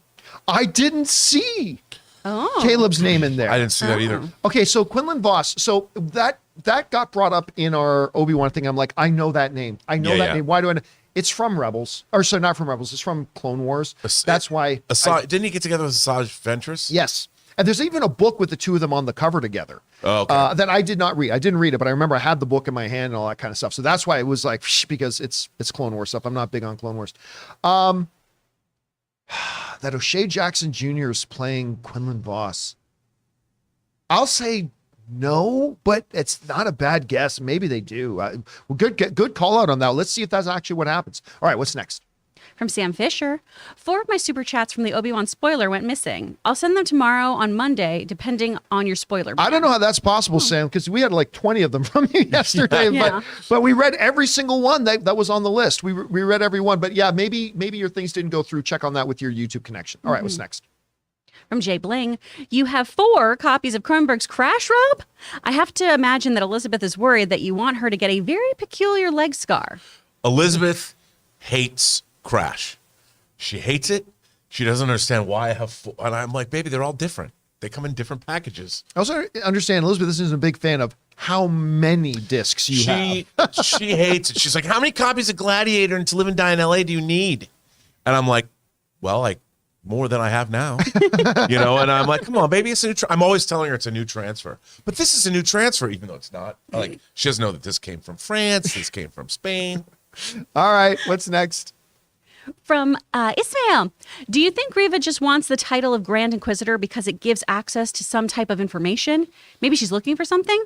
I mean, Vader will kill regardless of title. No, she is ambitious. And ambition is always one of the great villain motivators in these things. The ambition for power, the ambition for status. Because remember, they played that in the first episode when she was talking, it might have been episode 2, when she was talking to the Grand Inquisitor and saying, your talents gave you station, but you're the least of us. Right. And like that, we saw right there what that motivation was. So she wants it because she's ambitious. All right, what's next? From Daniel Dang, which is the best legacy sequel between Top Gun Maverick, Creed, Blade Runner 2049, Fury Road, Color of Money, Terminator 2, Train Spotting, The Force Awakens? Look, I love The Force Awakens. I do, but the best picking up of a legacy title, I think, is Blade Runner 2049. And I'm not even a big Blade Runner fan. But that movie is fantastic. You mentioned some great ones on there, but I'm going to say Blade Runner. What do you think? Boy, you know what? That's a tough call for me. I mean, I even love Color of Money. I'm a huge Color of Money So fan. good. It's so good. I mean, if you just go by box office and in terms of how it's being embraced by the public. Well, sure. I mean, they're successful, but what do you think is the best? To me, I was blown away by how great Creed was. It's so good. I thought for sure that there's no way. How can you? It's a side sequel. Yeah. It's a side story, and it's even. By the way, side note, have you seen the drama going on with Creed right now? No. So Sylvester Stallone's brother, Frank Stallone, I guess. Now, you guys have to help me out here if I'm getting some of these details fuzzy. But basically, he responded to something that Michael B. Jordan posted on social media and basically said, you're a fraud and a thief. Like, you've never wanted Sly. Sly made this franchise. Sly made this, and you pushed him out, and you did this, and you did this, and like call us. And then apparently Sylvester Stallone liked the thing that Frank, and it's like, what's going on here? Like I've never heard of any of this. No. And since then, I think this was like last week, I haven't seen any of the major trades pick up on this, or I mean, and maybe they did and I just missed it. But so I don't know what's going on with that. But I remember I looked at that, I'm like, aw, I want to hear that everybody's happy and getting along and this is great for everybody. I mean, I don't know what's going on here, but maybe we'll find something out. Or maybe it was all much ado about nothing. I don't know. We'll find out. But if any of you guys know anything more about it or have some links to some bigger stories about it, please email them to me at john@thejohncampeashow.com. That would be great. All right, what's next? From XG, better legacy sequel, Creed or Top Gun? I love Creed. I'll say Top Gun. Yeah, me too. Yeah. I mean, they're both great. No wrong answer. I'm going to guess you're going to say Creed. I'm Creed, yeah. Yeah. What is it? What's the better of the legacy restartups? Creed or Top Gun Maverick? Is it? You're going to be I'm Creed. not going to answer that. I know you're going to be Creed. You're the boxing guy. You're I totally know, but Creed. Top Gun was so good. I feel It was it's good. just- and it's way too new right now. Let it Yeah. let it have that marinate for marinate. a little bit. Jonathan, what about you? Like, you got a preference between those two? Between Creed and Top Gun Maverick. Which is the best restart of a legacy IP? I haven't seen Top Gun Maverick yet. Oh, I keep because I forgetting didn't go to that. Las Vegas with y'alls. Okay. So He had to and I be love production I love dad. the Yankee With Jonathan. franchise, so I'm gonna go Creed.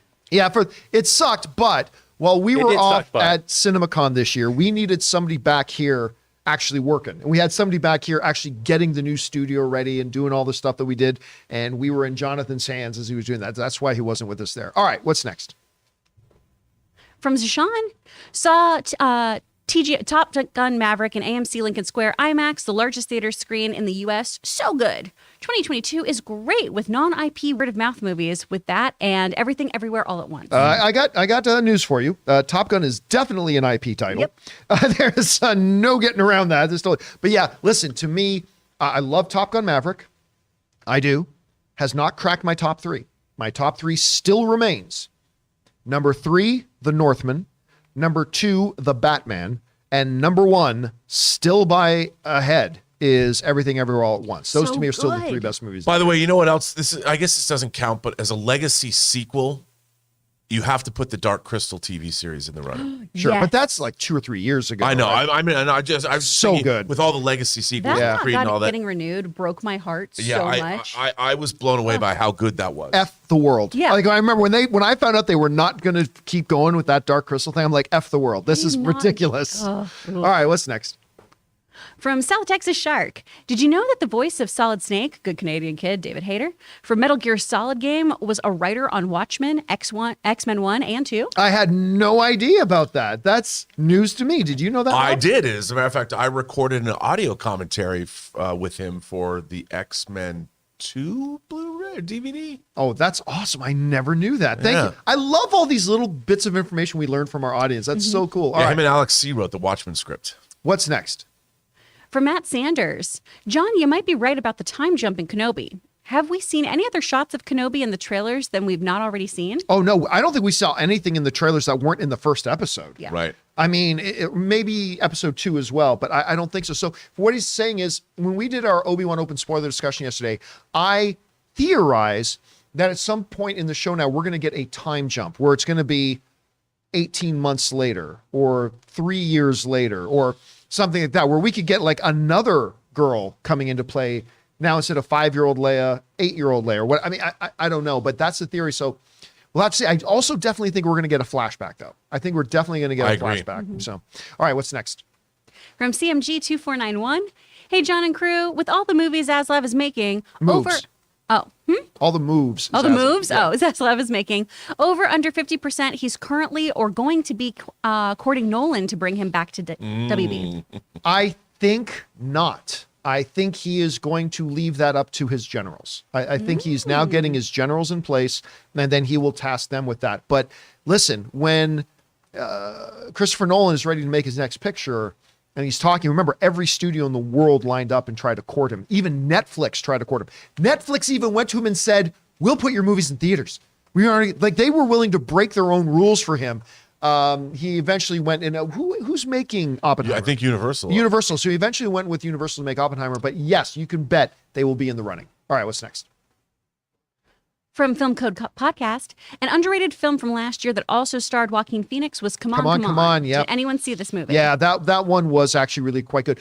I will admit it's one of those movies that's really good, but it didn't really stick with me. Right. You know, like we have lots of those movies. That was one of them to me. But again, Joaquin was great. Did you see it? I haven't seen it, but it's one of those. To me, that's the kind of movie I would catch up with either on an airplane or streaming. Yeah. All right, what's next? From Chef Rigo. Chef Rigo. Chef Rigo. Thanks for coming yesterday, guys. Hope you guys enjoyed it. And the ice cream dessert, too. Sad Chris wasn't there. Sorry, you know Chef. what? I don't know what it is, but I have now gone into Shogun 3 times.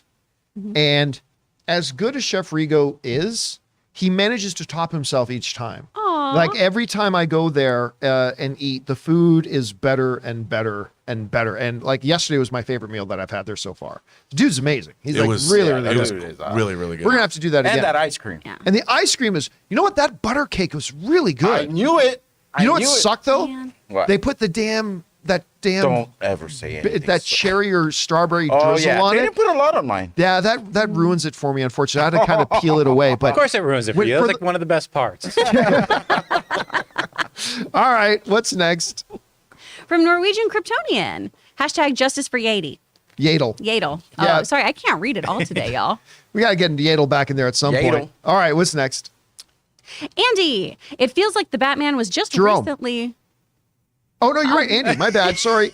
Oh I my got that God. one right. It feels like the Batman was just recently released. How is it June already? I know, it's crazy. By the way, we might talk about this tomorrow, but Disney just announced that end of June, Doctor Strange hits Disney Plus. Oh, dang. And so it's like, yeah, times. Listen, it was yesterday when I always make my show notes, right? When I write up the show notes, top of the show notes is the date. And I actually had to change the name of the month. I'm like, oh my, it's June already? Like, holy crap. Yeah, time's flying. All right, what's next? From Jerome, theories for the boys tonight. Ooh. Rob? Vought's going to do some bad things. That's a brave stand. Homelander is also going to do bad things, probably on the top of a building. I listen. Oh boy, Soup Goop. What I want to see a legitimate Billy Butcher and Homelander fight. Yeah. And it looks like we're going to get that. Yeah. I'm positive we're not going to get in episode 1, but we got 3 episodes dropping today, so excited. Do you think we're going to get Soldier Boy this early on? In the first 3 episodes, yes. Okay, sweet. Me Yeah, too. I think we're going to get him fairly quickly. Jensen Ackles from Supernatural playing Soldier Boy, aka Captain America. I'm very excited about this season. All right, what's next? From Attack of the Mushi, I'd love a Scorsese Bernthal Punisher film. Yeah, but here's the thing. Listen, I love John Bernthal as Punisher. He doesn't need to be the Punisher in a movie iteration. Like if they decide to reboot Punisher, just whoever Scorsese gets would be pretty damn great. Yeah. But I love Bernthal's 2 seasons as Punisher. I love those things. All right, what's next? From Kara Black. Oops, sorry. There we go. Do you all feel Natalie Holt and Deborah Chow made a mistake by not including the Imperial March during Vader's scenes in episode 3? No, it's a momentary thing. If they did, they did. If they didn't, they didn't. Here's what I'll say. It's inconsequential. It was pretty inconsequential. I will say this though, I wish Kenobi had a little bit more of a musical identity, because I think that Star Wars has so many great, not just the Imperial March, but themes, and I love John Williams' Kenobi, the Obi-Wan Kenobi theme. Right. They finally put it on this week. They put it on Spotify. It's great. I know people are like, well, it's not the Imperial. It doesn't have to be the Imperial March. Obi-Wan Kenobi now finally has his own theme, and I love it. I mean, I must have listened to it 100 times yesterday. I swear to God, I put it on repeat. I love that John Williams takes a very operatic stance, and this is this person's like little through line whenever they're on screen. Yeah. It's beautiful. I miss that because I think Star Wars music, dude, that's what got me listening to film music. That Star Wars soundtrack is burned into my subconscious forever. All right, what's next? From Stubble McShave, I can see Depp having a career as a character actor. Yeah, and listen, and it could be more. I mean, it all depends. It's always about what's the next step. And again, a little bit of it will depend. I said, let's put the appeal aside. The reality is there's going to be an appeal, and we'll see what happens there. I don't think the appeal will affect anything about Amber Heard. I think she's done. It could maybe have an impact on Johnny Depp, but again, I don't know. But character acting to start, I think that's the way to go. We'll see where it goes from there, though. What's next? From Mads Jadya, That's really Norm Macdonald Week, final special and final role. Again, it was really kind of moving to watch the Orville and have the message come up in loving memory of Norm Macdonald. Good, so good at what he did. All right, what's next? From Andy, what are Slasher's favorite day? Mame Day.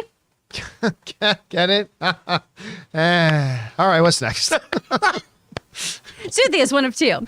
Season 4, part 1 is awesome. Oh, these are 11 and Hopper's side stories dragged a bit for me. The characters, their dynamic, and their banter is why I love this. I cannot find you. All right, we'll just come across it if we get to it Yeah. again. We got to All right. keep moving here. What's next? Here we go. All right, from Ryan. Hi, John and fam. Hope you're well. According to the Wrap, rumor that WB scrapping all Superman projects to bring back Cavill's focused Superman. I would love this. Thoughts?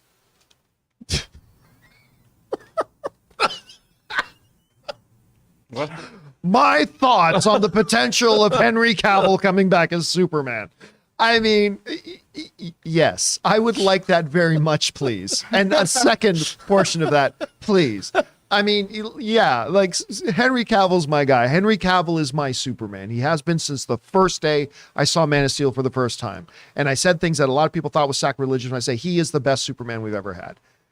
And John, you forgot about Christopher Reeve. No, I didn't. In all due respect to Christopher Reeve, Henry Cavill's the best Superman we've ever had in me. It is the most underrated comic book film of all time. So yes, of course, I would be very happy about that. We'll see if it actually goes anywhere. But yes, Henry Cavill should be Superman. All right, what's next? From all appetite, never any dinner, all hands on deck. I'm homeless right now, but you guys provide some relief. Oh, all appetite. Well, thank you for I'm glad the show can be there for you. And like, look, we do get a lot of messages from people all the time who are in different stages and situations in life.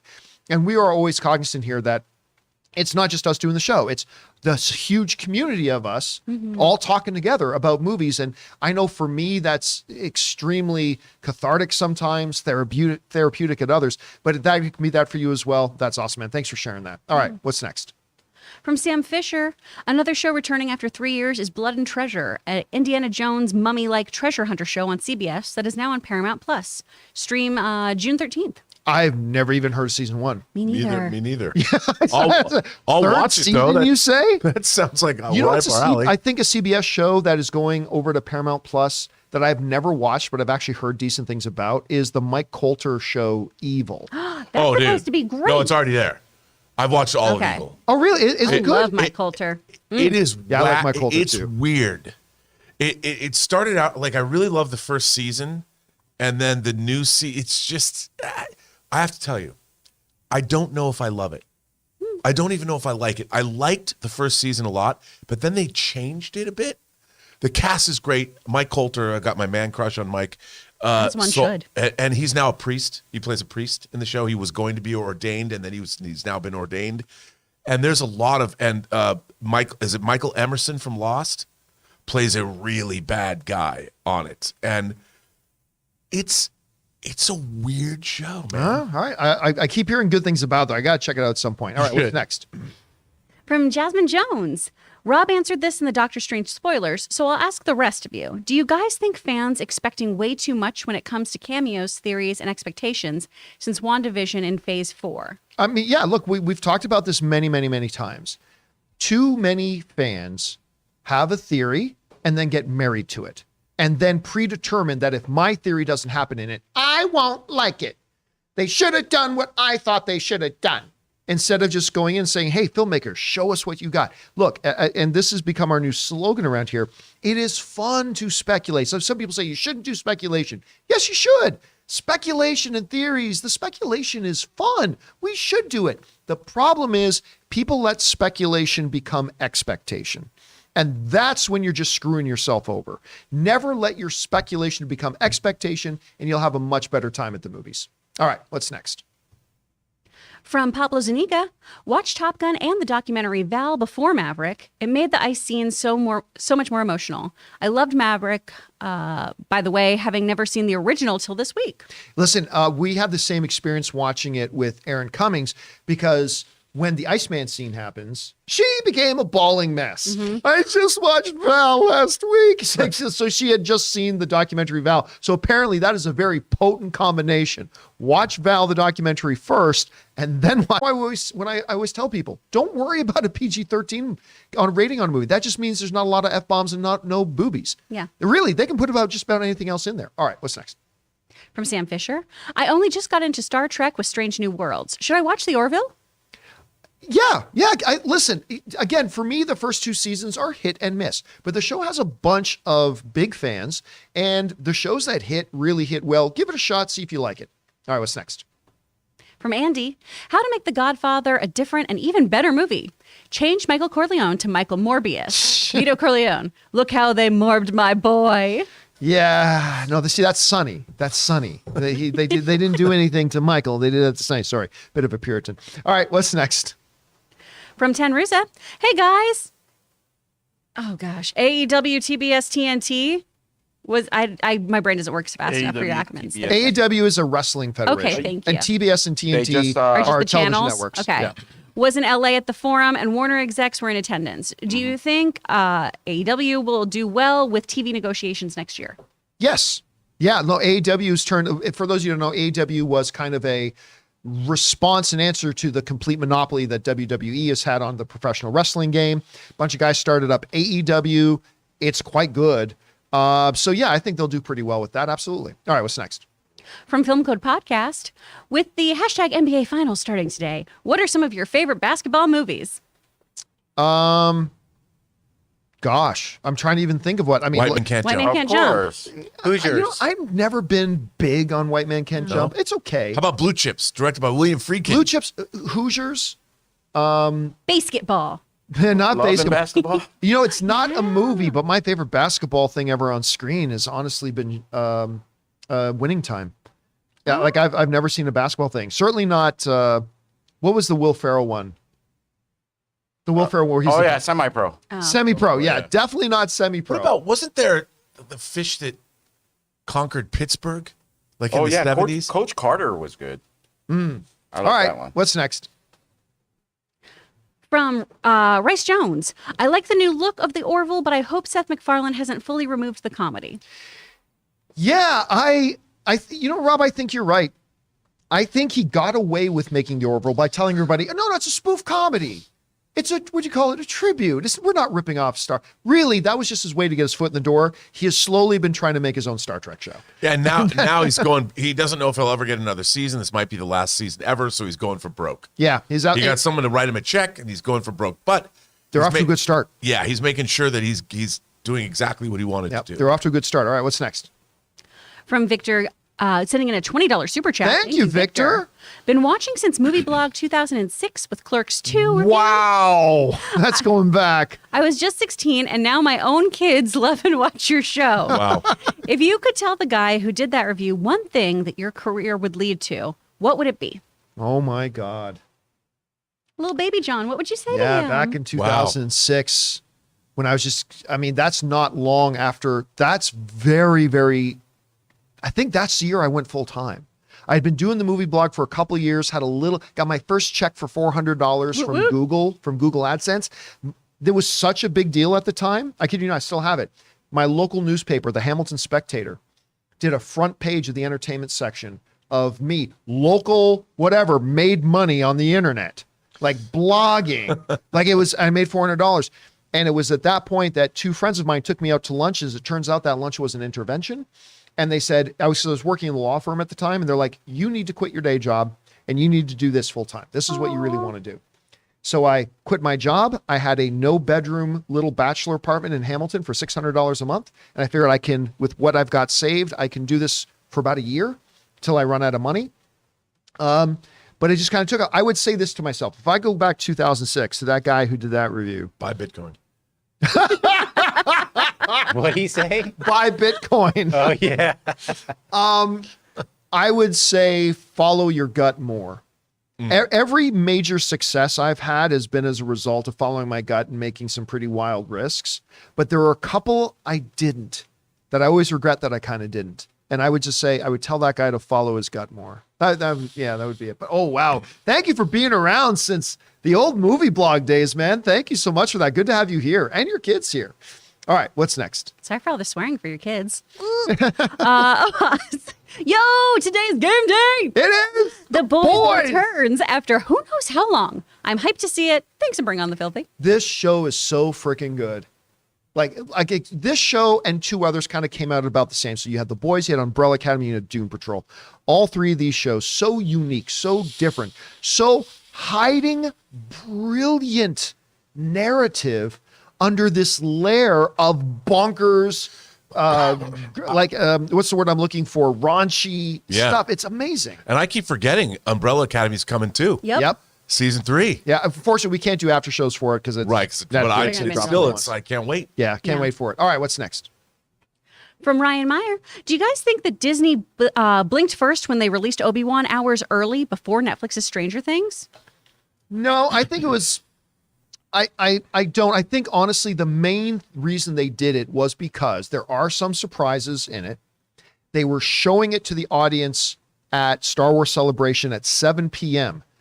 That meant there was going to be thousands of people who saw it by like 8:30.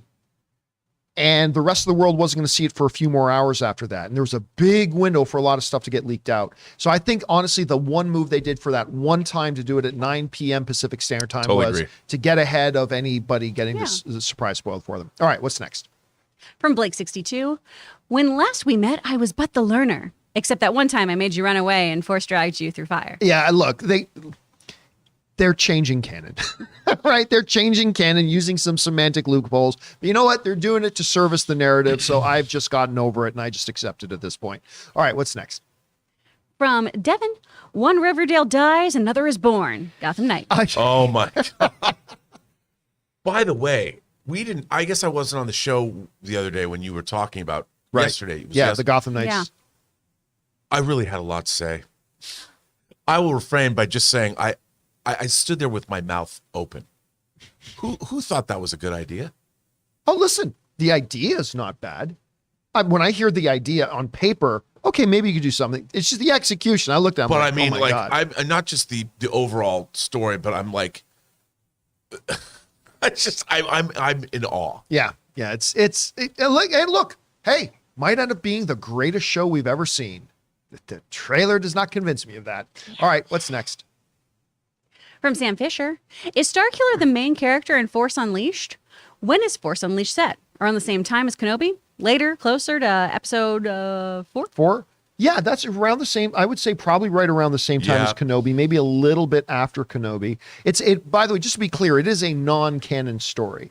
Right. So it's not canon. I think maybe Reva might be getting positioned to be kind of the Starkiller That role. would be later though, right? Because Leia's older in she's like a teenager or whatever. And by the time, because Bail Organa is in that story as well, and by the time that happens, he's already a little bit more deeper into the rebellion. So yeah, but it's in that zone before the events of episode 4. All right, what's next? Some support from David Deere. Thank you, David. MSG president. Hey, John and crew, got to see Top Gun Maverick at an AMC Prime this weekend, and it made me wonder if any of you have seen a movie at a Galaxy DFX theater and your thoughts. Well, I'll go one step further. I've never even heard of it. Yeah. So that's probably, listen, there are a couple of big national chains. You got your Regal, you got your AMC. I think Cinemark is probably really large. But the majority of the movie theater screens across America are regional theater chains, right? So I'm not surprised that we haven't heard of that one. I'll keep my eyes open for it though, man. All right, what's next? From Stubble McShave, will Netflix stop to be a cesspool of celluloid? I'm not even sure what that means, what that's a reference to. The quotes make me feel it's a reference to something, but I don't what it is. know. All right, what's I don't next? know, Stubble. From Jesse Reviews, any after show for the Orville? No, I don't think we're going to. The Orville really simply doesn't have the viewing audience. But I think their new direction is very exciting, though. So I'm definitely going to keep watching it. All right, what's next? From Phil, who sends in a $20 Thank super you, chat. Phil. Watched the first episode of Orville and was shocked about the tone of the episode, but left it.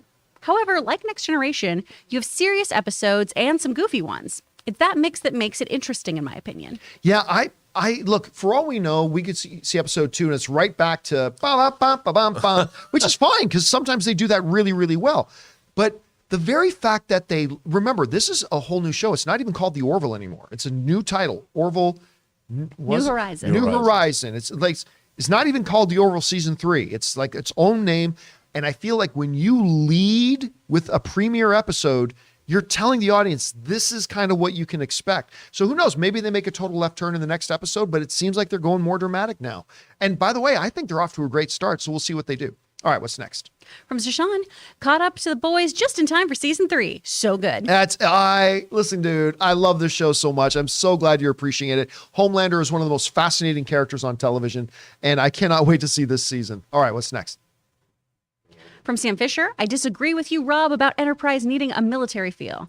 They're explorers first. They're not heading into war. Columbus wasn't a Spanish admiral. Well, Sam, listen, I'm not going to let you open a floodgate here. I only have look. It is a quasi-military organization with a certain chain of command. I would say that, and they can't just. It's not just a free for all. They're not Columbus. Just let's travel to the new world. They have discipline. It is Starfleet Command, after all. Also, I probably wouldn't compare Starfleet to Columbus because of all the atrocities. Yeah, but, a little bit of a problem. According there, to for the sure. Klingons, Starfleet causes a lot of atrocities. That's too. fair. That's a fair. It's perspective. John's right. like, please get me the hell back to Super Chats. What's next? From Victor sending in a $20 super chat. Oh, thank you, Victor. I'm adopted, and when I was little, I was having a lot of trouble understanding and accepting that. So my grandpa sat me down and showed me Superman the movie, and suddenly I felt like a superhero. Okay, that is one of the most damn sweetest things I've That's heard beautiful. all day. That is awesome. So my grandpa sat me down and showed me Superman. Fuck, that's beautiful. I too am an adoptee, and I used to want to believe that I was secreted here by my alien parents because I was a prince from a foreign, a planet. One day they would come and get me. And I have to tell you, I'm still waiting. My grandfather never sat me down and showed me Superman, but I would have loved it if he did. Yeah, that's a beautiful. That's I mean, I love the idea of I guess Superman is the greatest adopted kid ever. Yeah, I guess he really is. And he really is an alien prince. All right, what's next?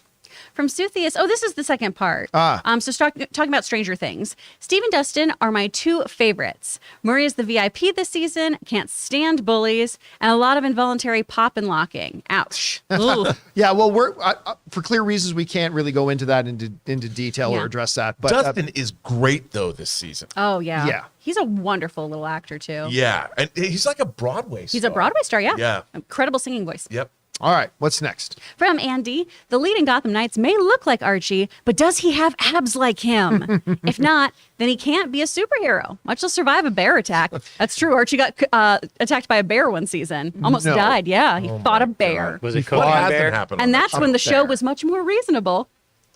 That's when the show is more grounded. Yeah. He could have been attacked by a bear. I see that. All right, what's next? From James, I personally believe WB should cast The Miz as Johnny Cage in the Mortal Kombat sequel. Thoughts? No, they really shouldn't. All right, what's next?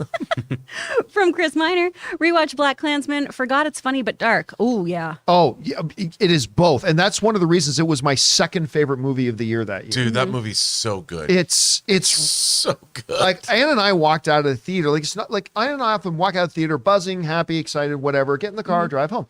We actually came out of the theater and we're like, we got to go somewhere and get a drink or something. Yeah. And kind of unpack what we just watched. Because it's relentlessly entertaining, but really heavy too at the same time. It's a brilliant. I told a lot of people it is my favorite Spike Lee movie. I almost said Stanley.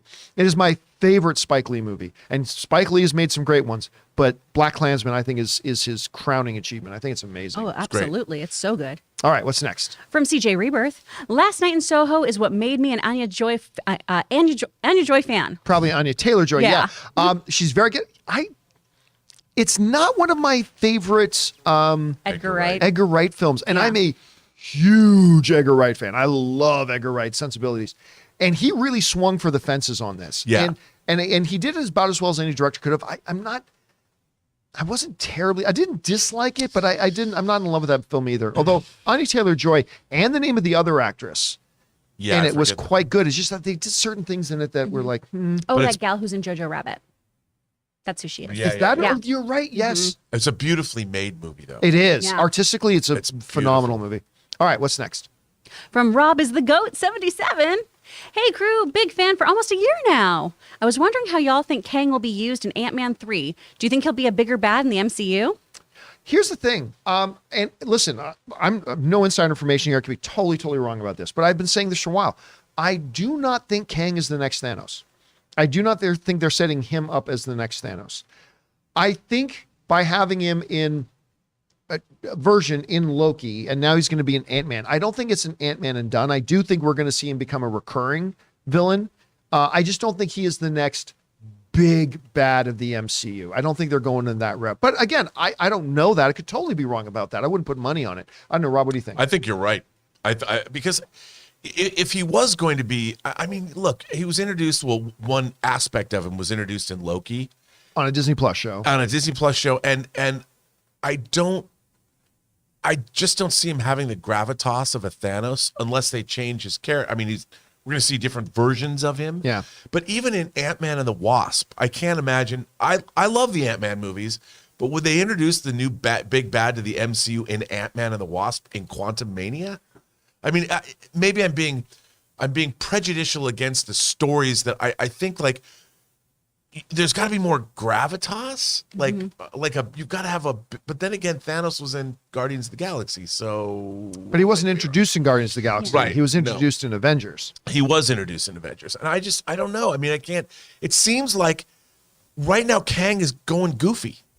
He was kind of goofy in Thor. Loki, pardon me. It was a little goofy. Like, Kang to me is a dangerous, like if they introduced Kang in ancient Egypt, as Ramatep or Which whatever. they may do. They could do that. And that they could do that. If Quantum Mania opens, Egypt, 4000 BC. Yeah. But, All right, what's next? From Mikey. Every Indiana Jones movie opens with the Paramount logo transitioning into a mountain, and once as a gopher hill. I'm sad that this probably won't be there anymore. Oh, yeah, no, that'll be gone. But still, I remember when people were saying, like, there's a new Star Wars movie and it won't have that big 20th Century Fox, brum-bum, brum-bum. People say they should just put that in anyway. It's like, no, because it's not their work. They should. Right. And yes, you're right. We will kind of miss that, but it's a moment and then it'll be gone. Well, and Disney constantly changes their opening logo for films. bro, Yeah, they do. Matterhorn Mountain. Ooh, there we go. Getting angry. That's not a bad idea. That's not a That's bad idea at cheesecake. all. Yep. All right, what's next?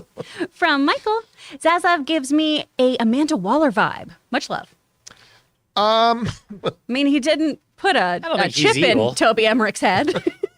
That we know of. Oh, that's You fair. either leave or I press this button. That's not fraud. Look, he's all business. Like we talked about the other day when he kind of laid into the executives who greenlit the Cry Macho movie. It's like, look, I don't care that it's Clint Eastwood and whatever. And remember, he didn't get mad at them for greenlighting a movie that didn't make money. He got mad. See, that's the thing. I got a lot of messages saying, oh, well, I didn't get mad at the executives for making this movie that didn't make money or making this movie that didn't make money. He didn't get mad at the executives for greenlighting a movie that didn't make money. He got mad at the executives for greenlighting a movie that they knew wouldn't make money. That's the difference. Every movie you make is a roll of the dice. Every movie you make is a little bit of a gamble, and you're hoping it hits with the audience and it brings people in and all that kind of stuff. And sometimes it will and sometimes it won't. He wasn't mad because it didn't make money. He was mad because you damn well knew it wasn't going to make money because they told him, yeah, we knew it wouldn't make money. Then what are you greenlighting it for? And then he quoted the immortal words to them, guys, it ain't show friends, it's show business. And on that level, yeah, all business, he is a little bit like Amanda Waller. We'll see where that goes. All right, what's next? From Sam Fisher. If I was Starfleet and saw that every single time my flagship sent out a landing party, only half came back, I would set someone to investigate Kirk. Yeah, it's like, hey, I just had curiosity. Captain James Tiberius Kirk, you seem to have an awful high mortality rate on your crew. Any comments? Hey, you know how many heavy cruiser, how many Constitution class starships were lost and didn't come back at all? In the Star Trek the Motion Picture novelization, I think it said that Kirk, I read it in 1979, so I think it was 96. He lost 96 people during the tenure of being captain of the Enterprise. And it still made him. Yeah, but it's not like when you're in battle that's going to happen. It's like you seem to have very lax security protocols when you go on away missions to unknown Well, it's only the planets. red shirts that Yeah, I was die. going to say, Yeah, just should the we red still shirts. make those shirts for people? It seems like just a bullseye. All right, what's next? From Gregorio. Tomorrow, Jurassic World. I'm in Holland. 4-day early screening or something. Ooh, nice. I'm actually going to see it on Monday. I'm really excited about that. I'm going to go down and check it out on Monday. So very stoked about it. I hope you enjoy it, man. Have a good time. All right, what's next? From Jermaine King. John, can we please get Ray a cooking show? Let him use Studio B. Cooking with Chef Pleasure. I mean, I would like it, of course, but Ray has no time to do that, and neither do any of us. Do we have time to actually produce that show? We have time to eat, though. But we have time to eat it. We absolutely do. All right, what's next? From Stubble McShave again. In Obi-Wan, they mentioned a relative to one of the characters. Over under 60% will see that relative's descendants in a Star Wars movie or TV series before 2030. Oh, I mean, I know we're not supposed to go over 100, but it's 1,000%. Like they didn't casually, and the show came out a couple of days ago. They didn't casually mention Obi-Wan has a brother for no reason. Yeah. Like that was, well, there's an upcoming show or whatever. So we're either going to see the other Obi-Wan or the other Kenobi show, or we're going to hear that we're going to meet Kenobi's nephew or something. Yeah, they didn't just randomly drop that little nugget for no reason whatsoever. It's definitely coming back. All right, what's next? From Jamie Sundays. Hey, Rob, I was able to acquire a 35 millimeter film print of Star Wars at a garage sale in Upland in great condition. I have a collection of film reels. Wow, well, you know, they What did you pay for that? I was going to say they showed Star Wars, a film print of Star Wars at the Academy. I thought they did at the Directors Guild. Was it at the It was Academy? at the Academy, Okay. and It depends. Is it a film print of the original version of Star Wars? Because man, you should put that up. Yeah, I don't know what you paid for that. Yeah, but you get one of those air sealer things, and you put it in that, and you start shopping that thing around. Let's make a transfer of that. Put it on at 4K. All right, let's transfer that print. What's next? From Zishan, the Orville and Strange New Worlds in the same day. Yep. I mean, yeah, if you're into that stuff, that's big. That's a big day for you, actually. All right, what's next? From Ronan, where do you think Doctor Strange will go from here? I'm sensing good things for the future. Oh, no idea. I mean, the story, where Doctor Strange ended, they can literally do anything next. Yeah. So they're going to continue to have him outside of the Avengers. That much we know because we heard Benedict say that. But as far as where do they go? I mean, look, we're not going to get another Doctor Strange movie for minimum 3 years. Yeah. I mean, so it's going to be minimum till 2025 till we get another one.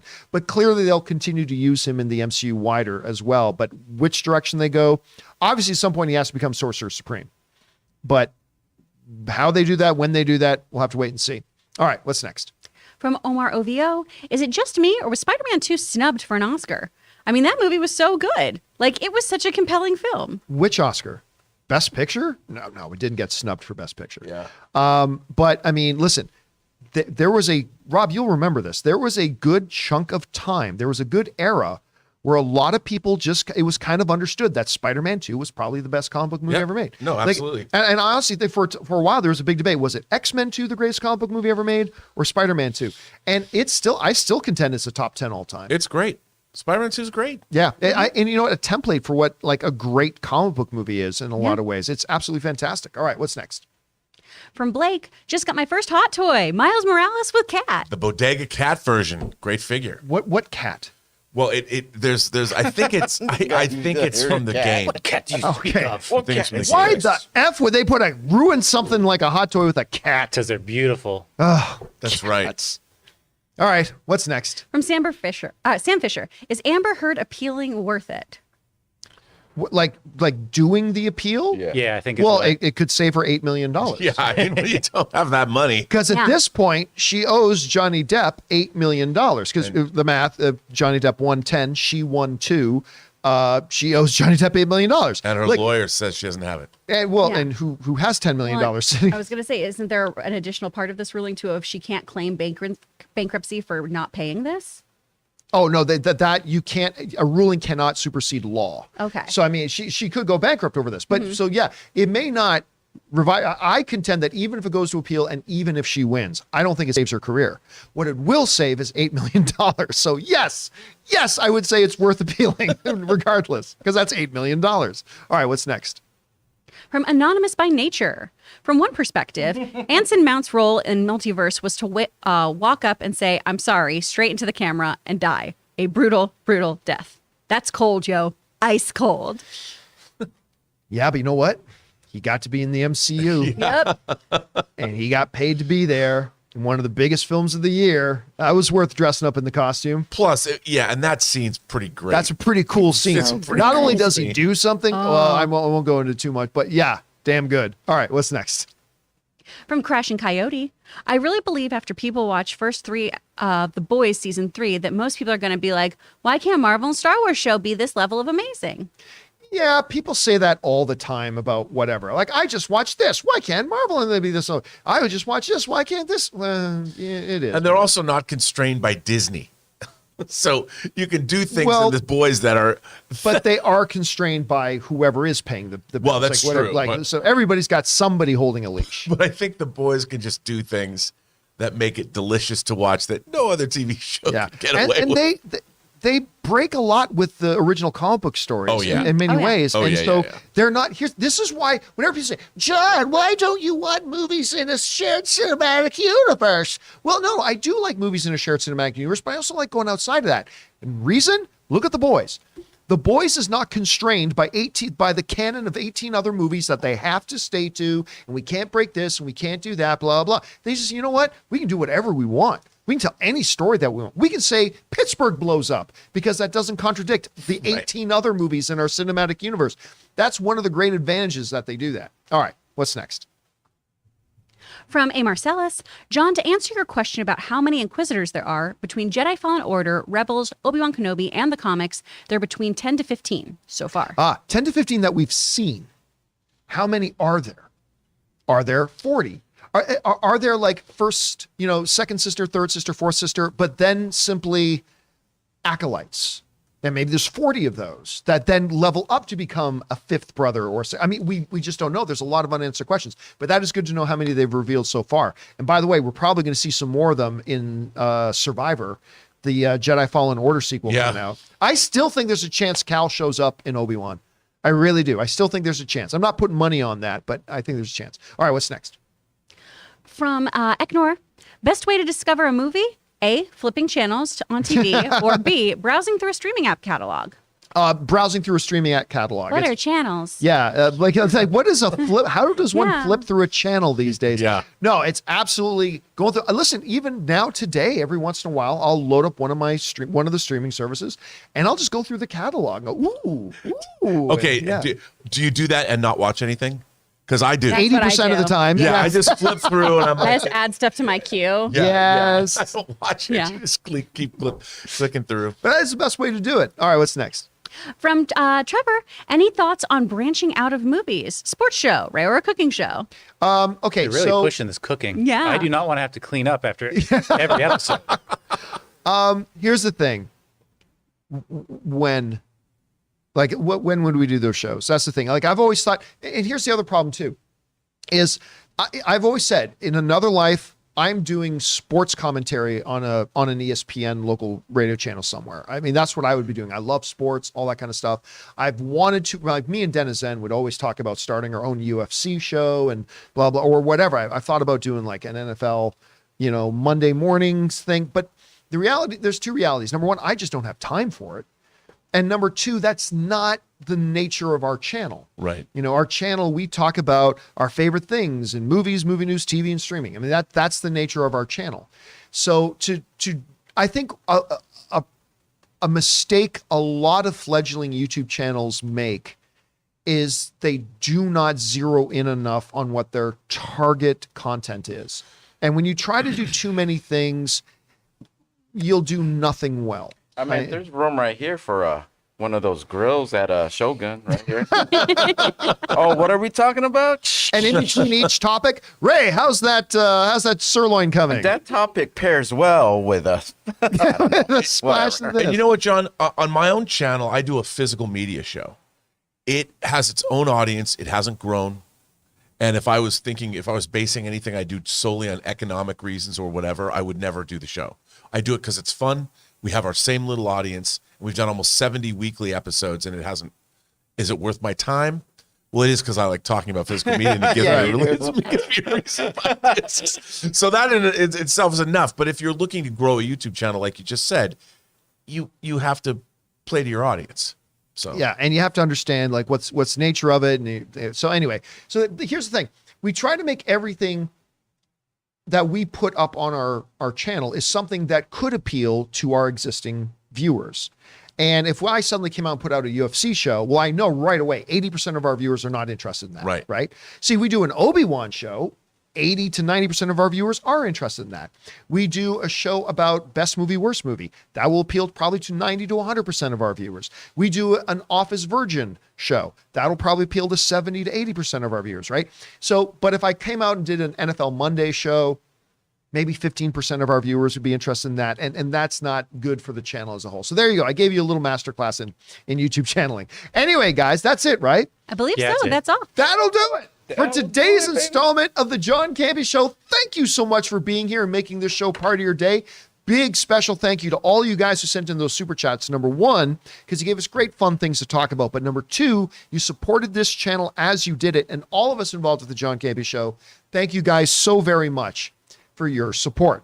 Don't forget, we've got next episode of the John Campea Show tomorrow. We've got an episode of Mailbag coming up a little bit later. Those of you who are channel members, you will get early access to that. But for everybody else, keep your eyes open for it a little bit later tonight. And of course, tomorrow, we've got our first ever The Boys after show. We're going to be doing the after show covering the first 3 episodes of The Boys that's coming out today. So keep your eyes open for that as well tomorrow. So guys, that'll do it For Robert Meyer Burnett, Chris Carr, Ray Ora, producer Jonathan Voico, and myself, John Campea, thanks a lot for being here, guys. And until next time, bye-bye.